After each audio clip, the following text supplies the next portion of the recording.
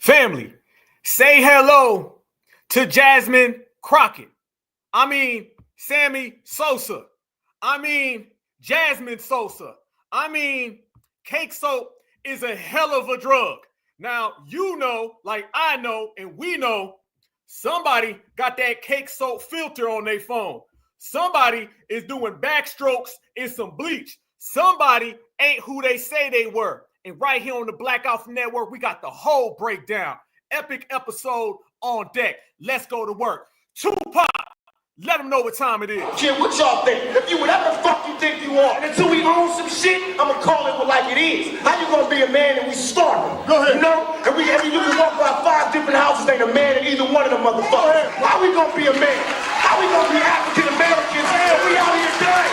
We thugs and we niggas until we set this shit right. Trust me when I tell you that shit.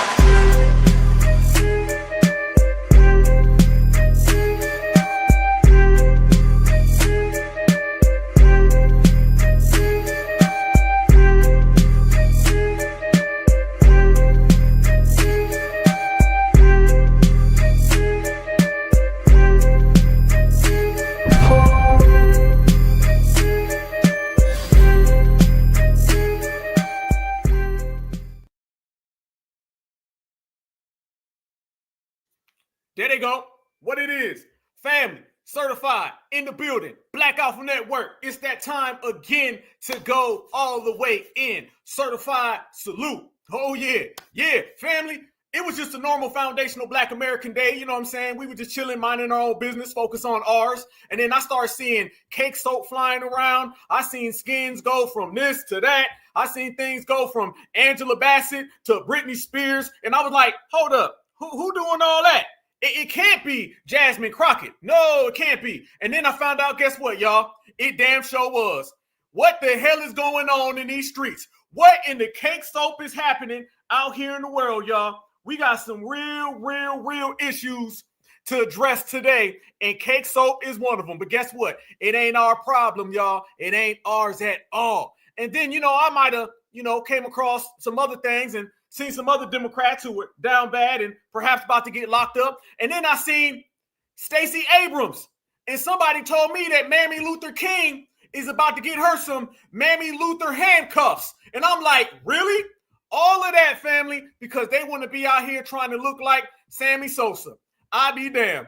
But that is just what it is when these people violate. And when they violate, we demonstrate, y'all.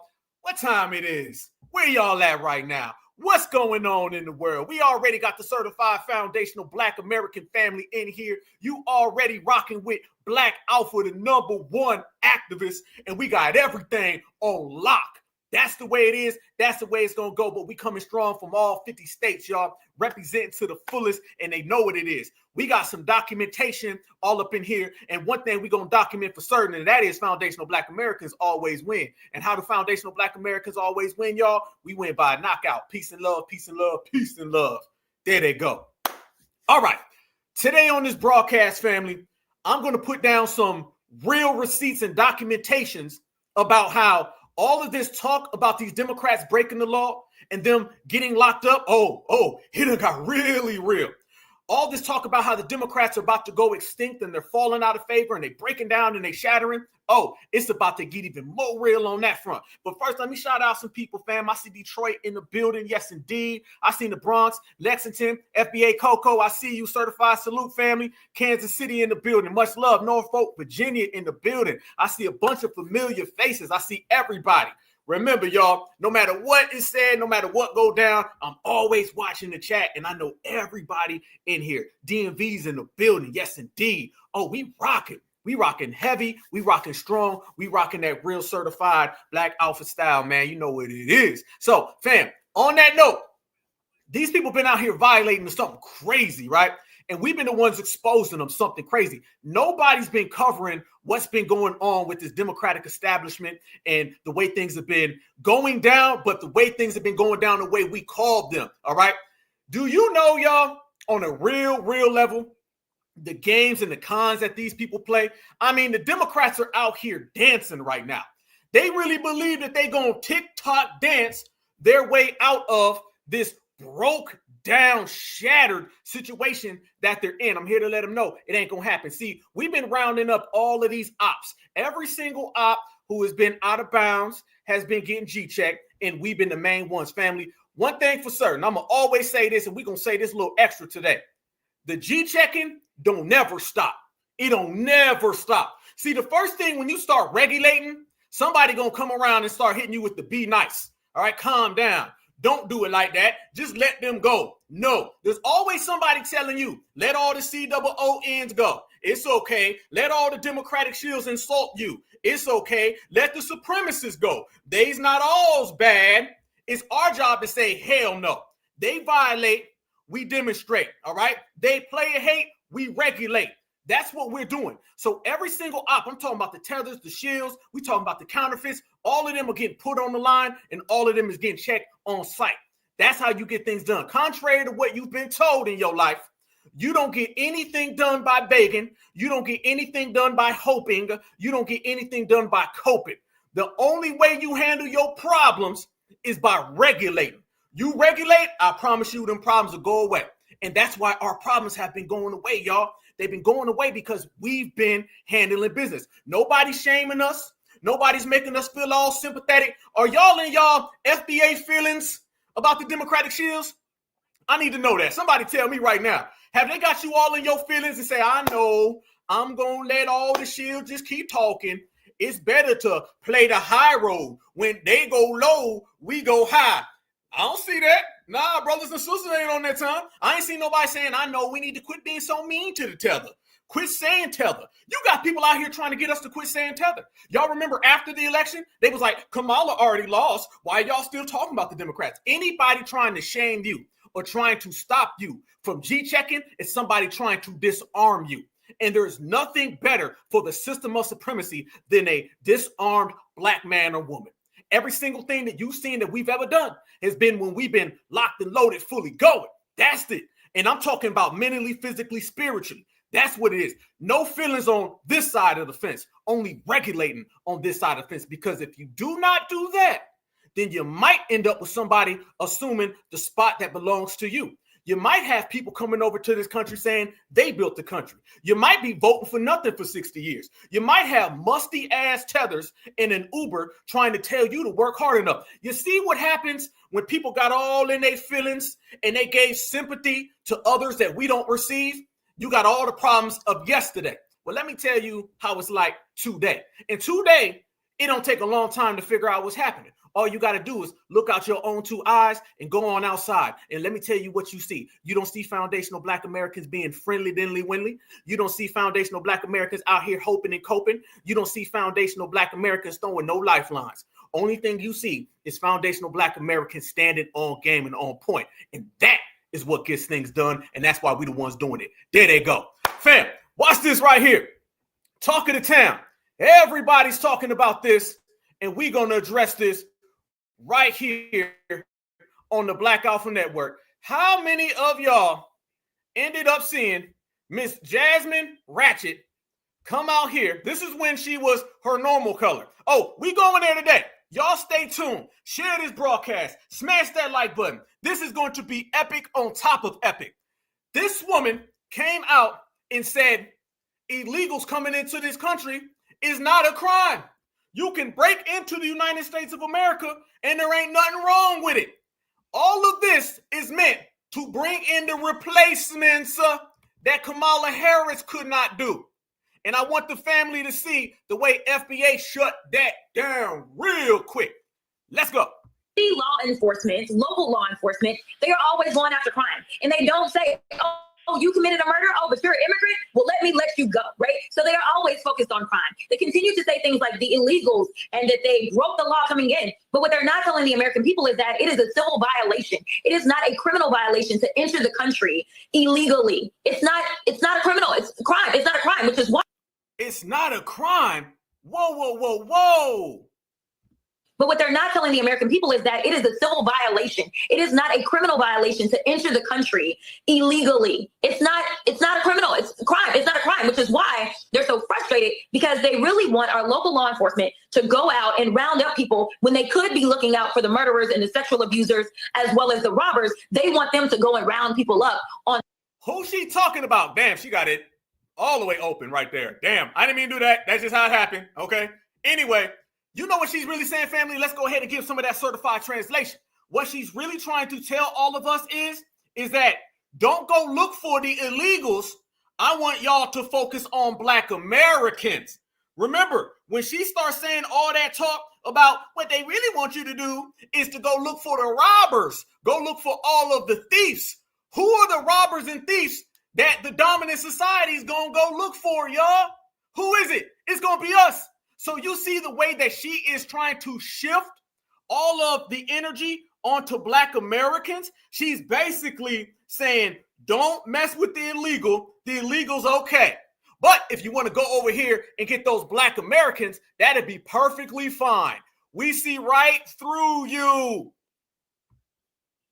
City law enforcement, local law enforcement, they are always going after crime. And they don't say, oh, you committed a murder? Oh, but you're an immigrant? Well, let me let you go, right? So they are always focused on crime. They continue to say things like the illegals and that they broke the law coming in. But what they're not telling the American people is that it is a civil violation. It is not a criminal violation to enter the country illegally. It's not a criminal. It's a crime. It's not a crime, which is why they're so frustrated, because they really want our local law enforcement to go out and round up people when they could be looking out for the murderers and the sexual abusers as well as the robbers. They want them to go and round people up on civil accusations. And so that's why I wanted to point out, don't give me this fake outrage about criminals roaming our streets when you guys stand 10 toes down for the biggest criminal that we have ever seen go into the White House. City law enforcement.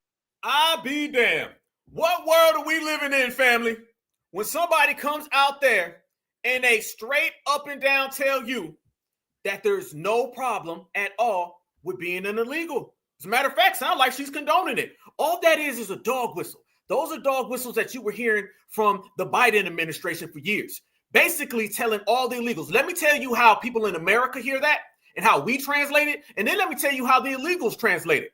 We hear that as she's trying to protect the illegals to come on in and really tell all the cops to go look at the Black people.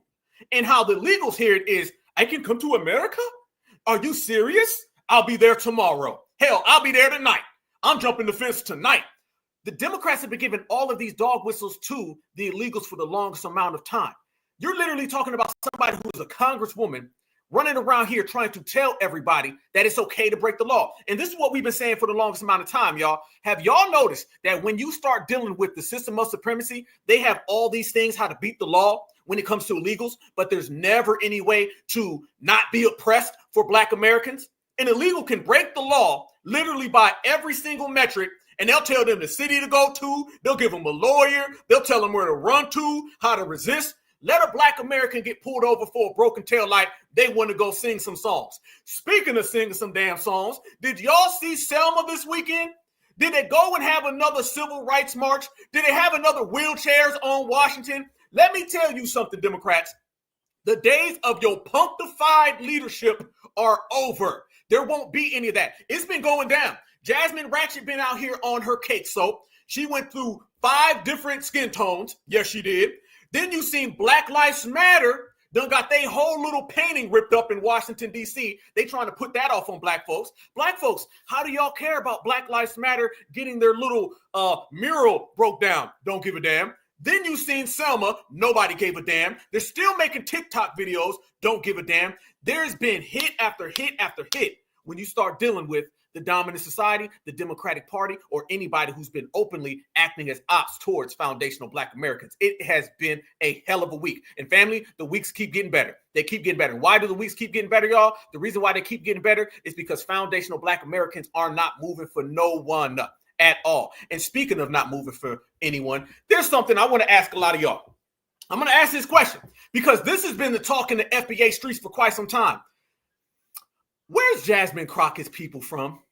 Can we address that, y'all? Because I know she says St. Louis/Texas. She from Houston, Missouri. She from St. Louis, Texas. She got a real sketchy background. Can't nobody solve nothing about this woman's background. Where's her people from? Are y'all getting tether vibes from Miss Jasmine Crockett? Y'all see the way the wig be looking? It looks just like the TikTok tethers. I'm just saying she fits the description of a tether. I'm questioning because didn't I tell y'all the main thing they do nowadays is they scrub these people's backgrounds. Y'all remember when we were coming up, you used to see his mom, his dad went to this school on this side of town. Remember that?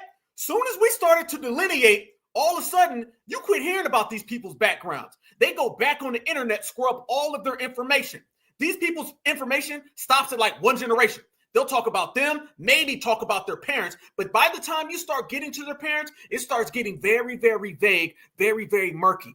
I'm suspecting a severe case of tetherism with Jasmine Crockett. I'm just being 100. Tether alerts already, huh?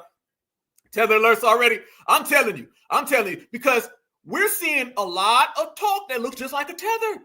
Why does she cape so hard for the immigrants, y'all? She cape hard for the immigrants. That's all she does. Immigrant. Sound like you got a dog in this race, Miss Ratchet. How come can't nobody get no answers on her background, her parents? It's the same thing that they did with that Joe Take It Edie. Remember, we broke that story right here on the Black Alpha Network all the way back in July. That Joe Take It Edie, that person who was from the Win with Black Women, that woman is straight up Somalian. I don't give a damn what nobody says. No. That woman got the damn Nile River going straight up and down her hairline. I'm sorry. That is a non-Black American. She says she's from South Carolina. They're always going to say they're from the South. They're always going to say New York. See, they'll say New York because that gives them the opportunity to make it look like they're immigrants. They really want to say the South because they know that's our motherland. This is what they be doing. I do not at all believe Jasmine Crockett is of the lineage. Nope. Look like a tether, walk like a tether, must be a tether. Simple as that. She gonna be a tether till further notice over here in these streets, fam. That's what it's gonna be. But y'all check this out right here. And I want to point this out to y'all. How do you know you're dealing with a tether? It's because you start hearing tether rhetoric. Let me tell you some of this tether rhetoric that you've been hearing from Ms. Crockett. Watch this right here, y'all. Do foundational Black Americans use this type of language when we're talking about our ancestors? I'm proposing this question to everybody in the audience right now. Do we use this type of language? This seems like tether infiltration. While we may not have the numbers just yet, that doesn't mean that we don't have fight left in our bodies. And so I am going to fight him every step of the way until we get what we deserve, because it was my ancestors that built this motherfucker. That built this motherfucker. That built this motherfucker. That built this motherfucker. Okay. What?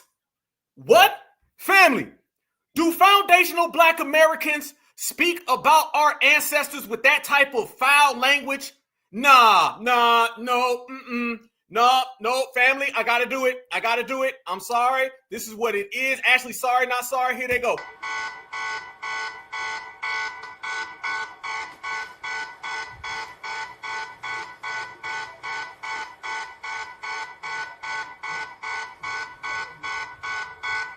While we may not have the numbers just yet, that doesn't mean that we don't have fight left in our bodies. And so I am going to fight him every step of the way until we get what we deserve, because it was my ancestors that built this motherfucker.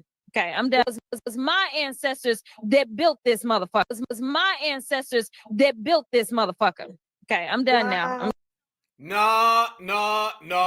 We ain't going for none of that. Keep all of that performative sass over there on the corner, and damn sure don't be trying to add in our foundational Black American legacy. We don't sit there and talk about our ancestors. I don't never want to hear anybody talking about our ancestors and say, my ancestors built this MFer.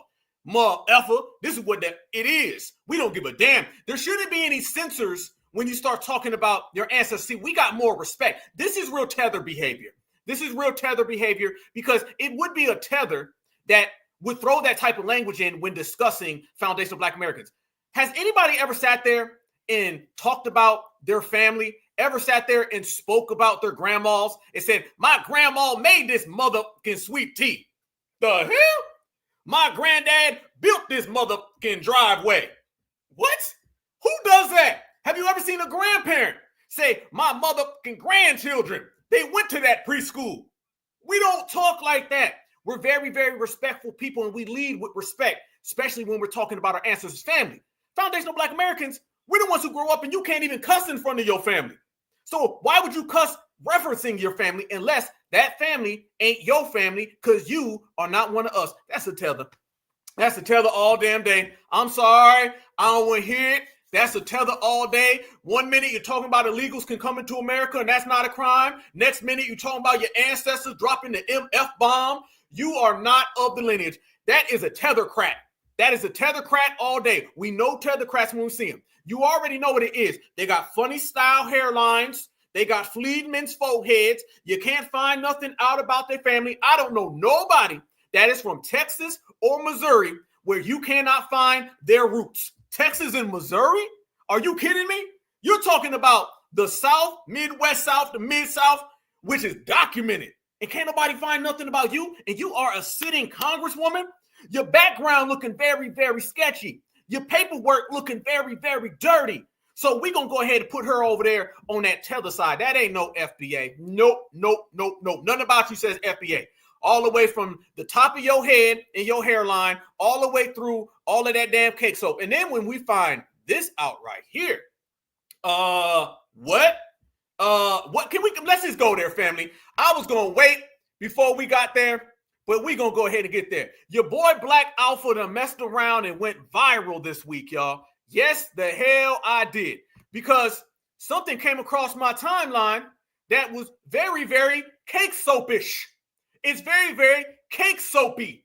And I'm wondering how in the hell did Jasmine Crockett go from what we just seen in that video to out of nowhere looking way different in these streets? Yeah, people been pulling out her card and people been wondering, how are you this Valley girl today and tomorrow you gonna turn out and you gonna be sister girl? See, we all knew that sister girl talk was nothing more than cap. FBA don't play that, all right? FBA don't play that. We know what it is. All that sister girl talk, FBA don't play that. All of that, I'm just gonna get it Donald Trump and bring him down in the name of Black people. We don't play that. We seen a lot of funny style stuff from her in the icing on the cake. No pun intended. The icing on the cake soap was this right here.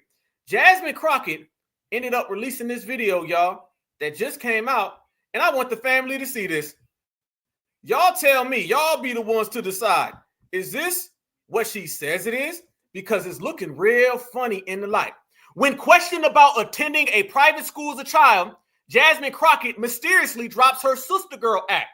It puts on her best Britney Spears voice. She must have the cake soap filter on her phone because her skin looks a hell of a lot brighter. Family, this right here is the Cake Soap Digest. And I'm going to tell you what's been going on over here with Miss Jasmine Crockett. First off, let's get this right. She wants everybody to think that she's from the streets, right? That's the exact opposite of what's really going on. This woman went to an exclusive day school. Her tuition was $35. Damn, I was about to give you $3,000.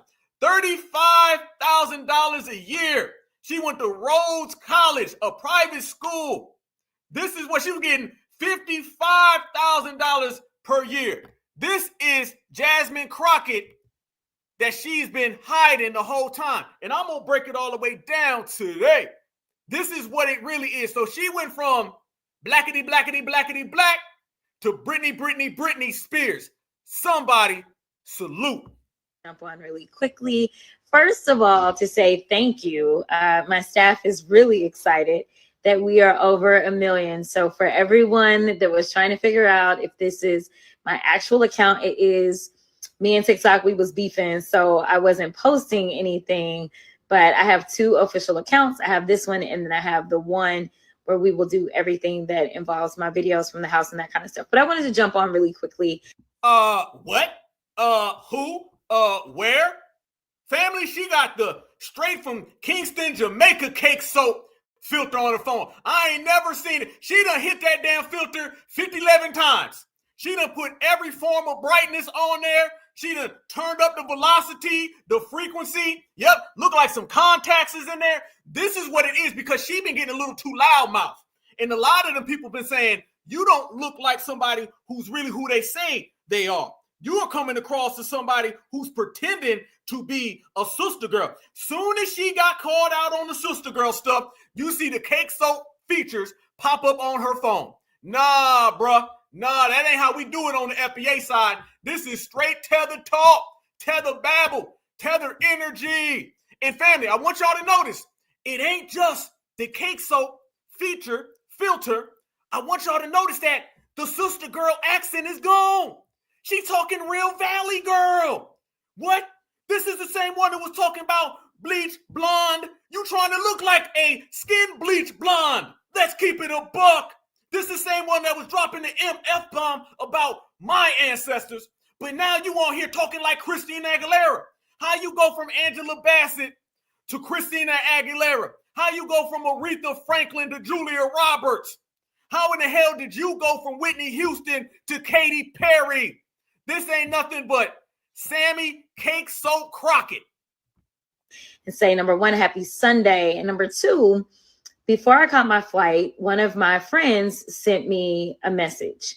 Now, I've decided to turn off all my notifications on all social media because clearly some people are just getting a little too rowdy. And honestly, I don't have time for that, right? Like, we are losing this country at this moment. So I don't really have time for all the BS that people decide that they want to post when they literally are not relevant. If you, for whatever reason, can't really see what's happening, then that's kind of a you problem and not a me problem. Fam, why does she keep rolling her eyes like that? Is she going real Becky with the eye rolling? Family, is she not rolling her eyes like a damn Valley girl? Watch her roll her eyes. They want to post when they literally are not. What? What?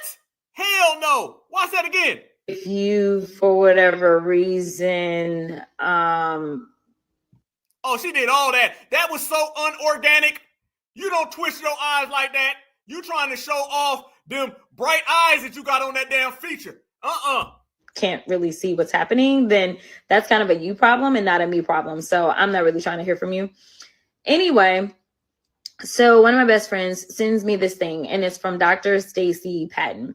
And I must say, I'm kind of in love with her at this moment. I must say that that's my bestie, and we've been friends ever since our Valley Girl days. You go, sister. Hell no. Hell no. She went straight Beverly Hills 9021 ho.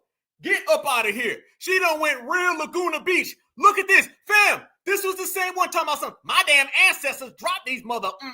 I don't give a damn. It's going to be what it is. Now watch her talking about my bestie. She even puts her hand on her chest.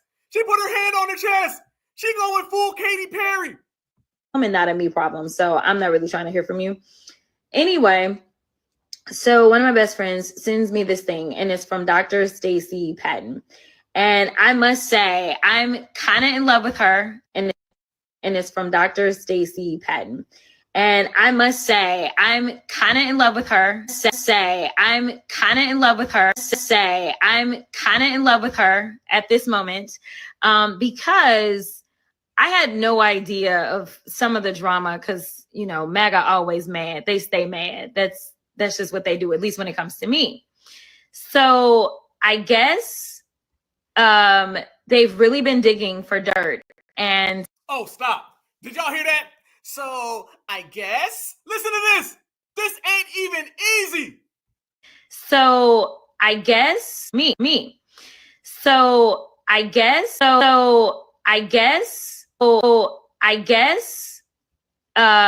they've really been digging for dirt, and I don't even know what dirt looks like. I guess it's the opposite of what we would think. I see you on the chat. Sisters do not talk like this. Hell no. Yeah, what happened to the tongue out? What happened to the ratchet? What happened to all of this? Hell no. Y'all lighting her up in the chat. Damn. Y'all lighting her up. This girl out here, whole diction changed, whole vernacular changed, her lingo, her inflection, all of that got super mayo real quick. It got real quick. How you go from sister girl to mayo girl? This is what we all need to know. Ain't nothing about this black at all. And you literally put out a feature where you're talking like Britney Spears and you out here looking like Christina Aguilera? Nah, what's it, Two-Tone Crockett? I like that. Two-Tone Crockett. Look at all of her mannerisms. Watch how she uses her voice inflection, sounding very, very Caucasian here. This is Caucasian Crockett. This is what it is. This is Caucasian Crockett. Even know what dirt looks like. I guess it's the opposite of what we would think dirt is, right? Because it seems, I guess, she put all types of extra mayo on that guess. I guess. You know damn well a week ago it was, I guess, homie. I guess, mother beep. Now all of a sudden it's, I guess, with 4 extra U's and 7 S's on it. If you don't get the hell up out of here, Shannon Dotery. They've really been digging for dirt, and I don't even know what dirt looks like. I guess it's the opposite of what we would think dirt is. Now look how she says guess the second time. How she says it the first time ain't even the same way she says it the second time, and she said it in 3 seconds difference. Listen to the first, I guess, and then listen to the second one. They do, at least when it comes to me.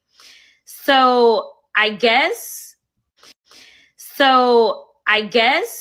Listen to that, I guess. Now listen to the next one 3 seconds later. They've really been digging for dirt, and I don't even know what dirt looks like. I guess it's the opposite. Dirt looks like. I guess it's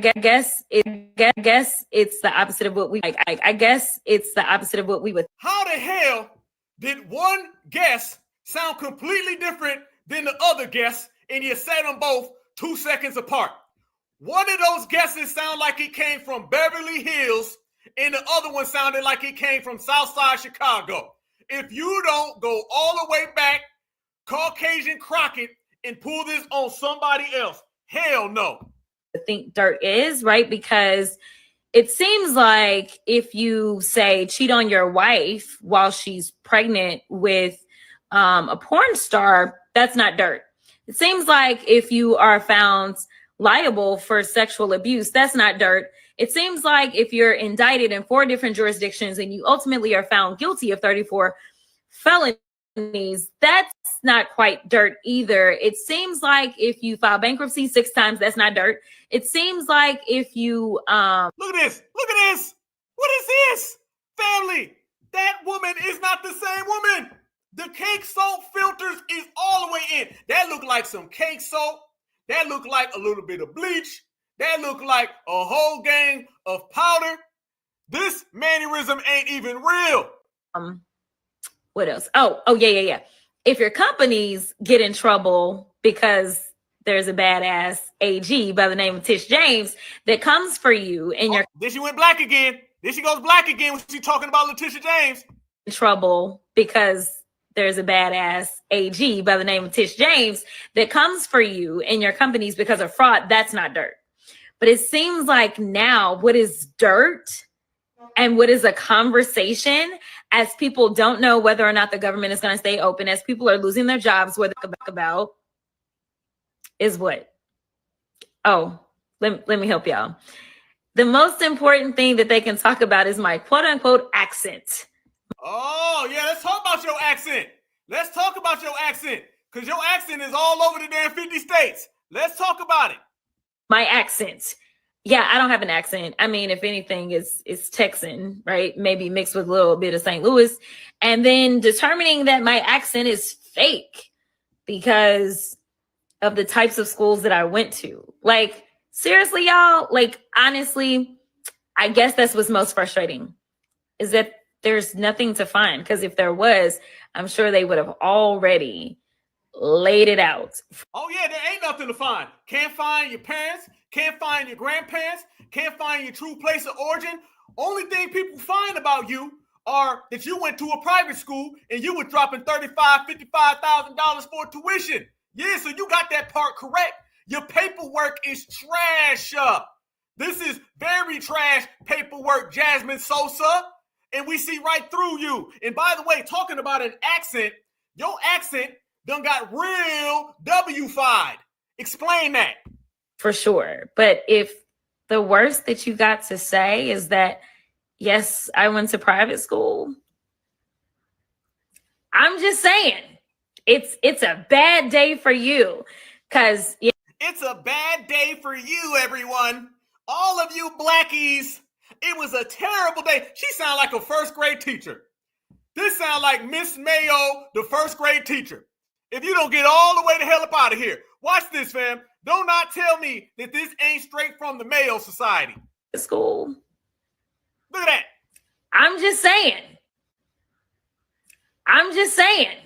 It's a bad day for you.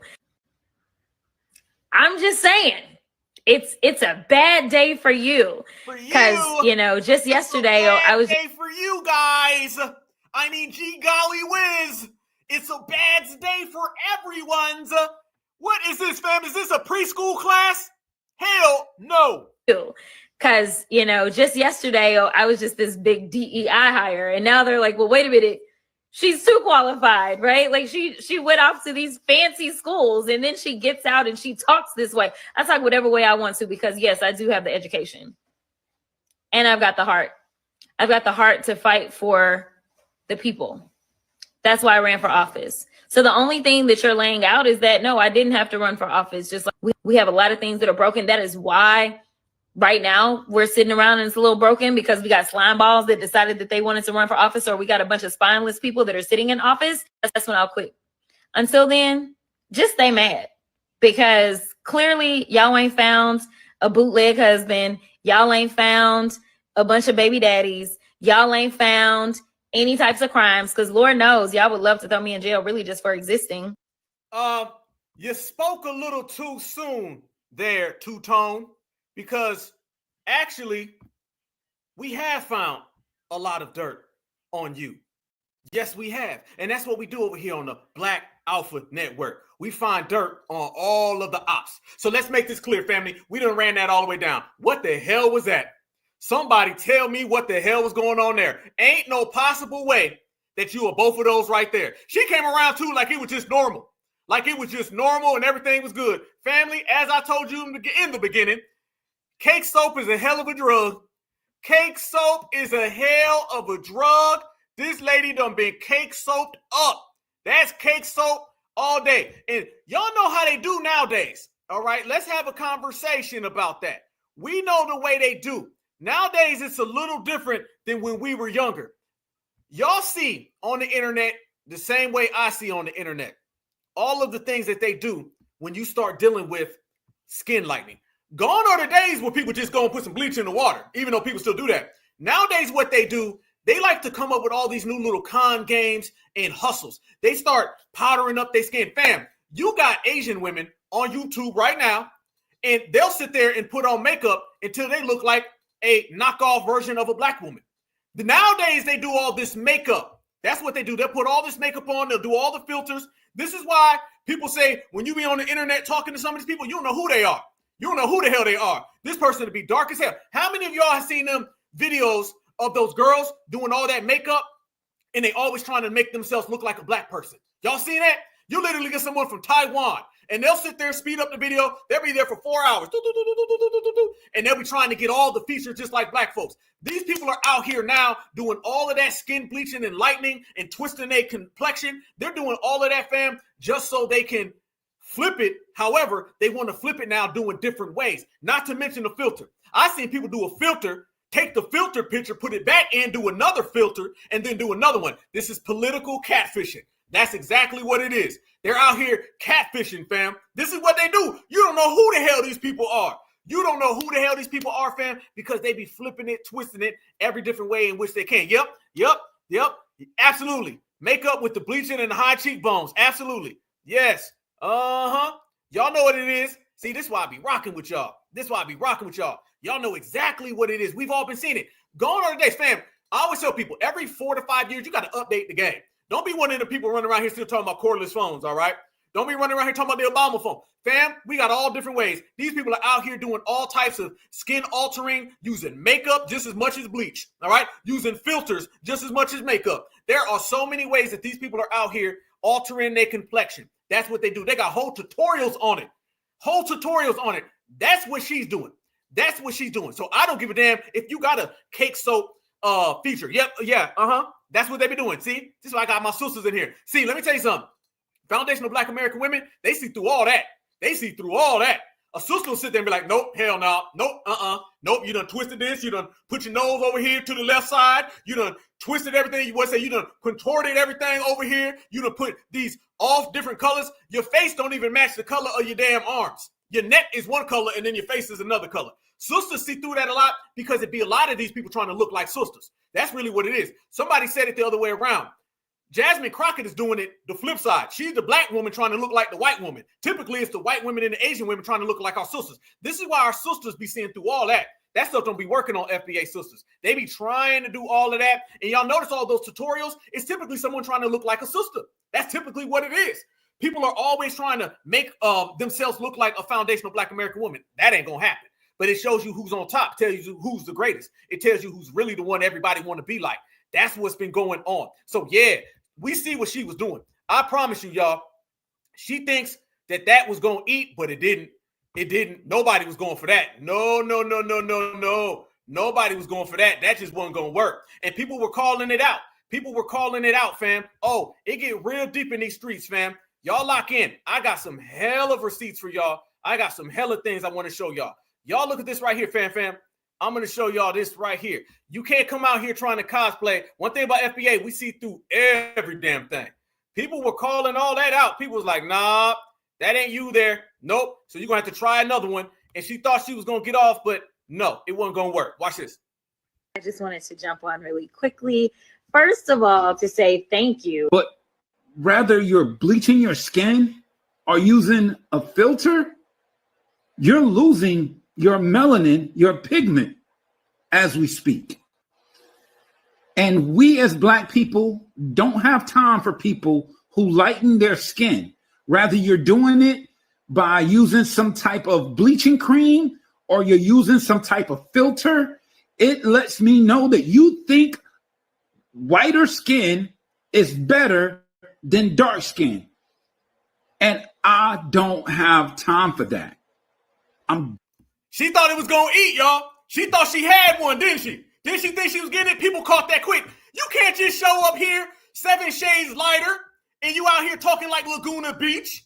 These are the people who try to represent Black Americans. These are the people who try to represent sisters. Sisters ain't going for that. Democrats, you're not going to give us cake soap Crockett and try to push that off on Black American women.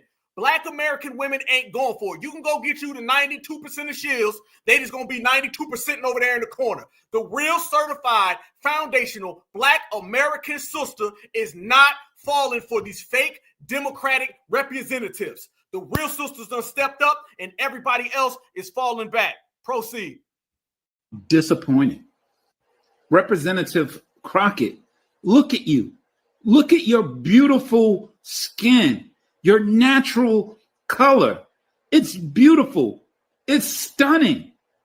And people elected you for representation. And all of these pictures are you representing the people that elected you. But this video with the filter and the lightening the skin, it does not represent the people that sent you to Congress. Please stop trying to lighten your skin. I just wanted to jump on really quickly. First of all, to say there you go. Easy. Out here trying to lighten your damn skin. She just showed up like nothing was going to happen. I'm telling you, she went full Sammy Sosa. She went full Sammy Sosa. Sammy Sosa pulled that same thing, y'all. Let me show y'all. I'm going to put it together.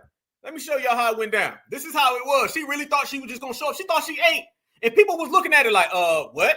Hold up now. One thing about people, ain't nobody gonna see that type of difference and just let it slide. No. So she worried about all this damn dirt. No, Look at this, fam. This right here is her next to Sammy Sosa. Look at this right here. Yes, indeed. I don't know if he's in the room, but shout out to my brother, Black Shark. He said it best. Great Black Shark. He said, that's Sassy Sosa. There goes Sassy Sosa, y'all. There it go, right there. Look at this. Look at this. She really thought this was going to be one. No. Ain't nobody rocking with that. You better get all the way the hell up out of here. All the way. That is her, fam. That's the type of energy she was trying to push. Yep.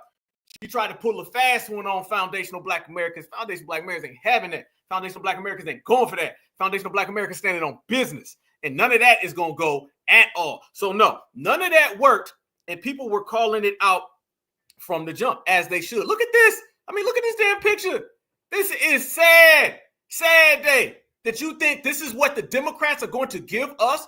Fam, no wonder that party is in shambles. No wonder they broke down. No wonder they're battered. They're battered because of stuff like that. That right there is a prime example of how the Democrats feel that they are going to be above foundational Black Americans by providing us that. If Camilla wasn't already a damn enough, now you got to see this right here. We went from Camilla to Cake Soap Crockett, and we just came off of Collard Green Kamala. Democrats wondering why they out here getting scissored in the streets. It's easy as that, y'all. So that is what we exposed. And family, it caught on. And a lot of things caught on too, because that wasn't the first time people seen her going from Julia Roberts to Aretha Franklin. A lot of people seen some things with her that didn't really add up. And I'm going to show y'all what it is. Y'all look at this right here. Look at this with her. Remember, y'all, it's MFers when she talking about reparations. It's MFers when she talking about tangibles, when she talking about ancestors. But this is how she was jumping back and forth before. People have pulled her paperwork. Watch this. In the new year. You know, no one could have told me that when I went down to Austin, now it looks like a little bit over a year ago, that I would be running for Congress. It's just not what my plan was. But what I've always decided is that I would step up when there was a need. Listen, he up there, he's hearing all kinds of nonsense and bullshit. Let me just be real. And we weren't gonna sit for that shit. We wouldn't, you know. But when she called me and said, I think it's time for me to retire, and you're the one that I believe should take my seat, I really was kind of caught off guard. I didn't anticipate that. If anyone knows anything about the Congresswoman, they know we showed up. And if he had some sense, then maybe we would have been about that life. But y'all know he ain't got no sense. So please give some love. This took a little bit of coordinating to do for sure. We got some cool shirts. You know, the congressional seat is over 4 times as large as my House seat. And I was just starting to get into the rhythm of doing constituent services and things like that. We got Madam Williams, who just happens to have the honorary seat. It's not even honorary because she's holding it down, y'all. But the legend himself, John Lewis, that is the seat in which she currently serves. So she honored his legacy. This is the message that she wanted to send today. I know y'all just seen that. I know that everybody just seen her jumping back and forth and back. So no, this ain't the first time you seen Miss Cake Soap Crockett. No, she been out here cake soaping for quite some time. Quite some time, y'all. Yeah, this is what she's been doing for a hot second. So she believes that she is a foundational Black American. Foundational Black Americans believe that she's on tether time. She believes that she's going to come out here and drop all these MFers when she's talking about our lineage. Foundational Black Americans ain't going for that. And then she also believes that she's going to come out here and start literally running some type of con game, talking one way, the next minute changing it up. Foundational Black Americans definitely weren't going for any of that. So this shows you absolutely positively what we've been saying this whole exact time. You're dealing with a cosplayer. I mean, how many names do we have, y'all? Cosplayer Crockett, all right? You got Cake Soap Crockett, all right? You got Jasmine Sosa, Sassy Sosa. I mean, damn, it shows you clearly what type of energy they're on. But fam, that caught fire. It actually ended up going viral, y'all. I made that. I was the first one to put that out there. I was the first one to really drop that. And it ended up going viral, and a lot of people picked up on the story because a lot of people was like, hold on, what the hell is this? Hold on, what the hell? A lot of people was like, no, something ain't right here. Something ain't right. And we knew something wasn't right. We knew it from the jump. We knew it from the giddy up that she was trying to hustle her way through. See, you're not going to hustle your way past foundational Black Americans. You're going to have to give it up. You're going to have to pay respect. You're going to have to pay respect. And if you do not pay respect, then foundational Black Americans will check you. That's simple as that. It ain't even that deep. It ain't that complex. It ain't that complicated. It's what we've been doing. And you got to remember too, y'all, she's been out here pushing a whole lot of policies that are anti-FBA, okay? Anti-FBA policies. Y'all remember, she was the main one running around here talking about how Black people, remember this, y'all. Remember she was trying to say that black rights and trans rights were the same thing. Remember that, y'all? She was trying to conflate the two of them, and black people were calling it out. Let me show y'all the dangers of how when they go out there and they pull those games. Look at this right here. This is one of Jasmine Crockett's people. This is one of her people right here. This is what she was trying to push on foundational black Americans so she could tether us in. A minute ago, she was trying to tether us in to all of the illegals. Remember, she was trying to tie us into this as well. Y'all ready for this one? Here we go. This is why Jasmine Crockett's been out here trying to tie black Americans in with all those rainbow communities. Next thing you know, you end up getting this right here. Trans joy is resistance. Brown joy is resistance. Every single time you get up in your marginalized body and have the audacity to pursue your pleasure, to pursue your freedom, to pursue your authentic self, to pursue the elevation and veneration of your ancestors, to pursue your rights as a human being, that's a revolutionary act. Black healing is resistance. What? Indigenous healing is resistance. Trans healing is resistance. Act. Black healing is resistance. Indigenous healing is resistance. Trans healing is resistance. Have the audacity to heal yourself. When you heal yourself, you heal your lineage and your ancestors. Have the audacity. Freeze! Y'all see what we talking about? Y'all see exactly what we saying. This is the Jasmine Crockett fan. This is one of those Jasmine Crockett peoples. Yeah, notice, fam, done threw every single group in the world in there with foundational black Americans. Yep. Then on top of that, then turns around and starts dropping terms like lineage. None of these people used the term lineage before. Nobody was running around here talking about lineage until FBA did. So this is them trying to throw that all in and combine foundationals again. As a human being, that's a revolutionary act.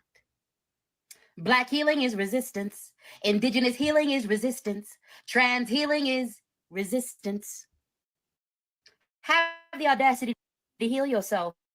When you heal yourself, you heal your lineage and your ancestors. Have the audacity to love yourself. Because when you love yourself, it is a fuck you to every oppressor that would have you drown. This person think they dropping jewels out here in these streets. Trans healing is resistance. Skittles bag is resistance. Fruit by the foot is resistance. What the hell? Joy is resistance. Brown joy is resistance. Every single time you get up in your marginalized body and have the audacity to pursue your pleasure, to pursue your freedom, to pursue your authentic self, to pursue the elevation and veneration of your ancestors, to pursue your rights as a human being, that's a revolutionary act. Black healing is resistance. Indigenous healing is resistance. Trans healing is resistance. And I am the hell up out of here. Peace the hell out. Hell no.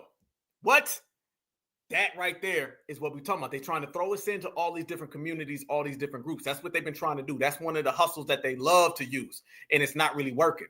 That's something they've been trying to throw around. But that's why she's always pushing rights for them other communities, y'all. That's what you got to understand. She's been pushing those rights for a long, long time because those are the people that she's trying to serve. Speaking of people she's been trying to serve, let me show y'all this real quick. Yep. Let me show y'all this. Oh, we was out here cooking, fam. We was out here cooking something heavy. When I said that we was out here at work, I want y'all to see this. Y'all check this out right here. This shows you exactly what we were doing when we tried to tell the world that this woman is trying to flip the script, play every single side that she possibly can. Jasmine Ratchet really thought that she was going to get by hustling black Americans, right? That's something that ain't going to work. Do y'all know your boy went viral, y'all? Yes, the hell I did. Look at this. The internet says that her sister girl act, the internet says Jasmine Crockett's dropped her sister girl act. That was my tweet. That was a tweet I made right here, y'all. This is the tweet I made. Look at this. Right here. Right here. This shows you what I was on and they picked up on it. Right here. When questioned about attending a private school, she dropped all of that sister girl talk. This is it right here. They went on to say it. They said everybody was calling her out. Everybody. She went on put all the things. An ex-Twitter user uploaded an old photo of Crockett that shows her noticeably darker skin complexion. She must have the cake soap filter on. Yes, the website, I want to say, is Sandra Rose, picked up the whole thing. So everybody's out there calling her out, and everybody's out there seeing what she's really about. And what she's really about is non-foundational Black Americanism. That's what it is. So this is why the new Black media is so strong, all right? Because nobody's going to talk about this. Nobody, they was going to let all that slide. Everybody's going to let it go, all right? So that website picked up the story, and they did a whole article about it. And if you look into the comment section, if I can find the comment section was just littered with people just going in. The comment section was just locked in. All these people were in there, all in the comment section, and they were having these conversations and discussions. So that tweet that I made went viral, and it got picked up by a bunch of different news publications, and they were talking about moi and how she went all this, complete Britney Spears angle, and we know what it really is. But this is why we've been putting pressure on these people. This is why what we all say goes far, because if we weren't out here saying it, wouldn't nobody say nothing? No. And they went into a whole thing, family, about cake soap. They started arguing about skincare. They went into a whole thing, fam. Let me show y'all. They ended up having a whole damn battle about this. They be having way too many ass pop up on this stuff. But look, they went into a whole battle. All these comments, y'all. Look at this. They started talking about ICE. Somehow they in here talking about ICE. It turned into a damn whole ICE conversation. Everybody was going in, y'all. Everybody knows.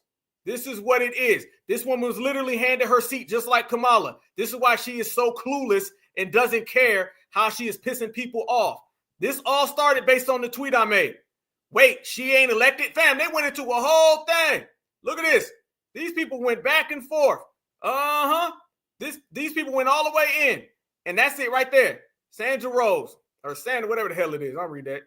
That's what it is. So it all went back to your boy, breaking it all the way down, and people were clowning her. And that is good, because the more we get out there, the more we put this stuff out in the street, the more they understand. This is why we're putting pressure on all these people, fam. They don't want us to have these conversations. They want us to kind of keep these conversations quiet, because if we keep these conversations quiet, then you won't see articles like that. This is how we're changing the world. Public discourse is being ruled by what foundational Black Americans say. Public discourse is being controlled by what foundational Black Americans do. So foundationals are the ones really out here moving the line, pushing it all the way through. And that's a great thing. That's a great thing, because there was a time where none of that was going on. And everybody just had to deal with whatever they were trying to say. And the streets been talking. So I, through my tweet that I made that ended up going viral and getting picked up by a couple news publications, by my tweet going there, it started a whole firestorm about her skin color and how somehow, we don't know how, she went from that to this. Somehow the cake soap got put on the goddamn corner. These things started a whole firestorm all throughout the United States of America. But this comes on the heels of her running around here trying to tell everybody that the illegals are really just people who are coming here to the country lawfully. Yep. And people been roasting her ass in the process. Every week you saying something and getting checked. Cake soap Crockett. Violation to enter the country illegally. Chat GPT, is it a criminal violation to enter into the United States of America illegally? Unlawful entry into the U.S. is a federal misdemeanor under 8 U.S.C. 1325, which makes it a crime to enter the country without proper authorization. A first-time offense is punishable by fines and up to 6 months in jail. Re-entry after removal is a more serious offense under 8 U.S.C. 1326, which can be charged as a felony, carrying harsher penalties, including longer prison sentences. Okay. There it is. What, you think I'm lying on her? She said it. She said entering into the country illegally is not a crime. Go look it up. She is a liar, and we calling her out. That's not hate. That's standing in truth. Immigrating to a country illegally isn't a crime. Anybody could travel to the United States and enter the country. I'm going to pray that's what you meant. But literally packing your things and moving to a country and knowing you're trying to stay there without going through the proper process is illegal in our country. It is literally a crime, no matter how productive, how kind, how law-abiding you are once you get here, by not going through the legal process, you still committed a crime by immigrating illegally. So not only is it irrational to say that in general, it's absolutely irresponsible to say it as a congresswoman. What's going on? I need to talk to this ghetto behind lace front liberal by the name of Jasmine Crockett. Think doing these little 304 ghetto ratchet sexy red, who I don't have a problem with, having those little masquerading antics, that's not getting you brownie points with the black Americans in this country. You're not getting a seat at the president. As a future federal judge, I promise you, you will never see the presidentials. You won't. But if you think you're going to represent black women like that, you won't. Violation to enter the country illegally. Chat GPT. Hell to the no. And everyone understands exactly what it really is. So they're trying to hold on to hope that they can get something to go further, and it ain't gonna work. All that's gonna go down bad. So she ended up talking that talk about people can come into the country. Fam, let's go there. She runs around here and she starts talking about how people can just come into the country and it's not a crime. All right. This is somebody who's supposed to be a congresswoman, basically advising people coming to America for free and everything's good, right? So she's breaking the law. And that's really what the Democrats have been doing. They've been on this real lawbreaker campaign because, you know, they care more about illegals than they care about Americans. Okay, cool, fine, got it. But what ended up happening even further, y'all, she ended up getting on the radar of Tom Homan. And Tom Homan ended up responding to that. And people can literally point to, like the sister did in the previous video, people can sit there and they can point exactly to the actual law. I don't know why these people run around here and think that they can't. The law's right there. The law states it, and everyone's seen it. Watch this right here. Tom Homan came out, and they asked him, well, how do you feel about what Jasmine Crockett said? Y'all going to love what he says. Watch this right here, and it shows you how nobody takes her serious. Jasmine Crockett says it is not a crime to enter the country illegally. Watch this. They continue to say things like the illegals and that they broke the law coming in. But what they're not telling the American people is that it is a civil violation. It is not a criminal violation to enter the country illegally. It's not a criminal. It's a crime. It's not a crime. Don't give me this fake outrage about criminals roaming our streets when you guys stand 10 toes down for the biggest criminal that we have ever seen go into the White House. Well, interesting comment there. Tom Homan joins me now. Here's the question, Tom. Is it a crime or a misdemeanor to enter the country illegally? It's a crime to enter the country illegally on Title 8, United States Code 1325. And it's really pathetic that any member of Congress don't understand what the law says. They wrote the law. They enacted the law. It was signed by the president. It's a criminal violation to enter the country illegally. If you've entered it prior, it's a felony. So, you know, I've been saying this for I don't know how long on your show. And I had to educate AOC years ago during the hearing that it's a crime to enter this country illegally, and we're going to enforce those laws. Easy. All you got to do is point to the damn law, and you can see what it is. But family, speaking of law, let's go there. There's been a lot going on in the streets in terms of the Democrats breaking all types of laws and why the Democrats are so upset. Y'all know, we know, everybody knows. How come the Democrats are so upset at Elon Musk and DOGE, and something we've been covering right here on the Black Alpha Network for quite some time? We're going to go ahead and give the answer. The reason being is because they're pulling out paperwork on everybody. AOC. Did y'all hear about AOC? AOC had an illegal alien working on her staff, and she knew about it, and now they're talking about charging her. Elon Musk was on Twitter the other day saying investigation on her.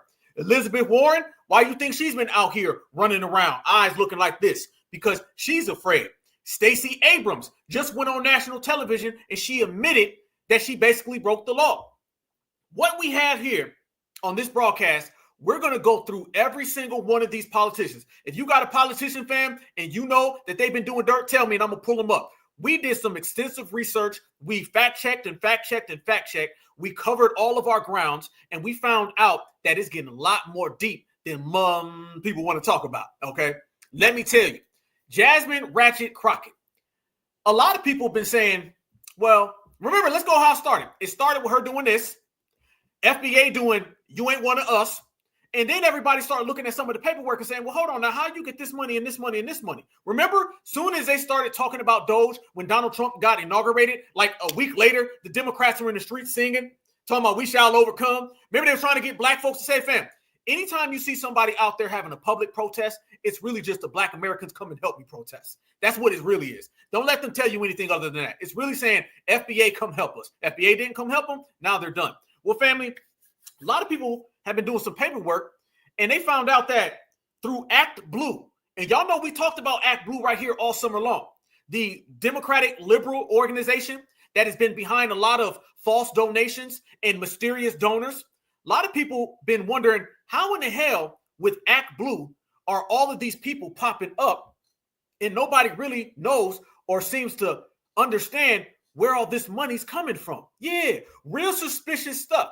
So as people started kind of combing through things and they want to find out more, next thing you ended up finding out, y'all, is that Jasmine Crockett's name appeared on this donor list. And you guys know I'm always talking about opensecrets.com, where you can find out all of these people and where the money's coming from and where it's at. All this is an open book made for public display. Okay. Well, something ended up coming up just the other day about Jasmine Crockett. And they found out that Jasmine Crockett ended up getting a mysterious donation from a mysterious person. So when everybody did their research and said, how can this one individual pay Jasmine Crockett so much money? Who is this individual? Where'd they come from? And remember, y'all, we broke down her main donors. Y'all remember that, right? We broke down how she's plugged in with all those Margaret Sanger women, right? We broke down how she's down with that Arabic dude down in Texas, her main people. Those are the main donors. One of the tactics they use is that they take big donors and then they shuffle the money through false names. We sat back and we watched Donald Trump explain how Social Security, you got people who are 300 years old getting Social Security. A lot of fraudulent criminal behavior has been going on and investigations have been going. Well, a lot of people have been seeing that. Yep, absolutely. Jasmine Crockett was out here getting thousands of dollars. Okay. Like you said, my sister, absolutely. She went from 176,000 to 9 million. Very interesting. And then when we looked at her donors, we seen her major contributors. And then you find out she's got these other major contributors. But there ain't no possible way that these other contributors are paying her this much money. Someone says, how do you know that, Black Alpha? I know that these other contributors can't pay her this much money because these are elderly white people who are unemployed. So how are they giving you millions of dollars? And people did all the paperwork. And now we've come to find out ActBlue and Jasmine Crockett have been in cahoots the same way Elizabeth Warren, Stacy Abrams, AOC, Ayanna Pressley, Maxine Waters are all getting their paperwork put on the table. Jasmine Crockett, your paperwork has been officially put on the table by the Black Alpha Network. Watch this, y'all. Look at this. And I'm going to let y'all be the people to make these determinations. I want y'all to tell me some very, very sketchy things that we need to talk about. Yes, indeed. This is somebody named Randall S. Best. Okay. This individual who lives in Texas ended up somehow mysteriously giving some type of miraculous donation to Jasmine Crockett. A 73-year-old unemployed white guy. He gave $16,240 in campaign contributions to Jasmine Crockett in 2024. Wait a minute. Hold up. We got to do a little more digging here. How can an unemployed 73-year-old give $16,240,000 to Jasmine Crockett? That seems very, very odd, very, very suspicious. And as we always say over here on the FBA side of things, we always say, but wait, there's more. Oh, she thought the cake soap was a problem. Wait until you see these ActBlue receipts and some of this money laundering that's been going on. Y'all look at your screen right here. Look at your screen, family. We have been able to unearth all of the payments. You only get this right here on the Black Alpha Network. Randy Best, the same gentleman that we just sat there and showed y'all. Look at all of the campaign contributions that he was given to Jasmine Crockett. I want you to move your eyes over to the part that's highlighted that keeps saying not employed. Look at this. Not employed, not employed. All of this, Randy Best, all the way down. Okay? All the way down.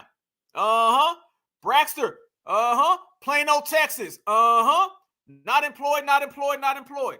But look at all of this damn money that he's been given, allegedly, to Jasmine Crockett. 240, 240, 240, 240. Go ahead and take your eyes from top to bottom and go all the way down, and you're going to see 240, 240 multiple times, and then you see a payment of 290. Then 610, 610, 290, 290, 330, 330, 370, 370, 610, 610, 610, 610, 610, all amounting to $16,000. How in the hell did you get all of that money, Jasmine? Oh, we up in here in the building, in the place. Ballers gonna ball and them haters gonna hate.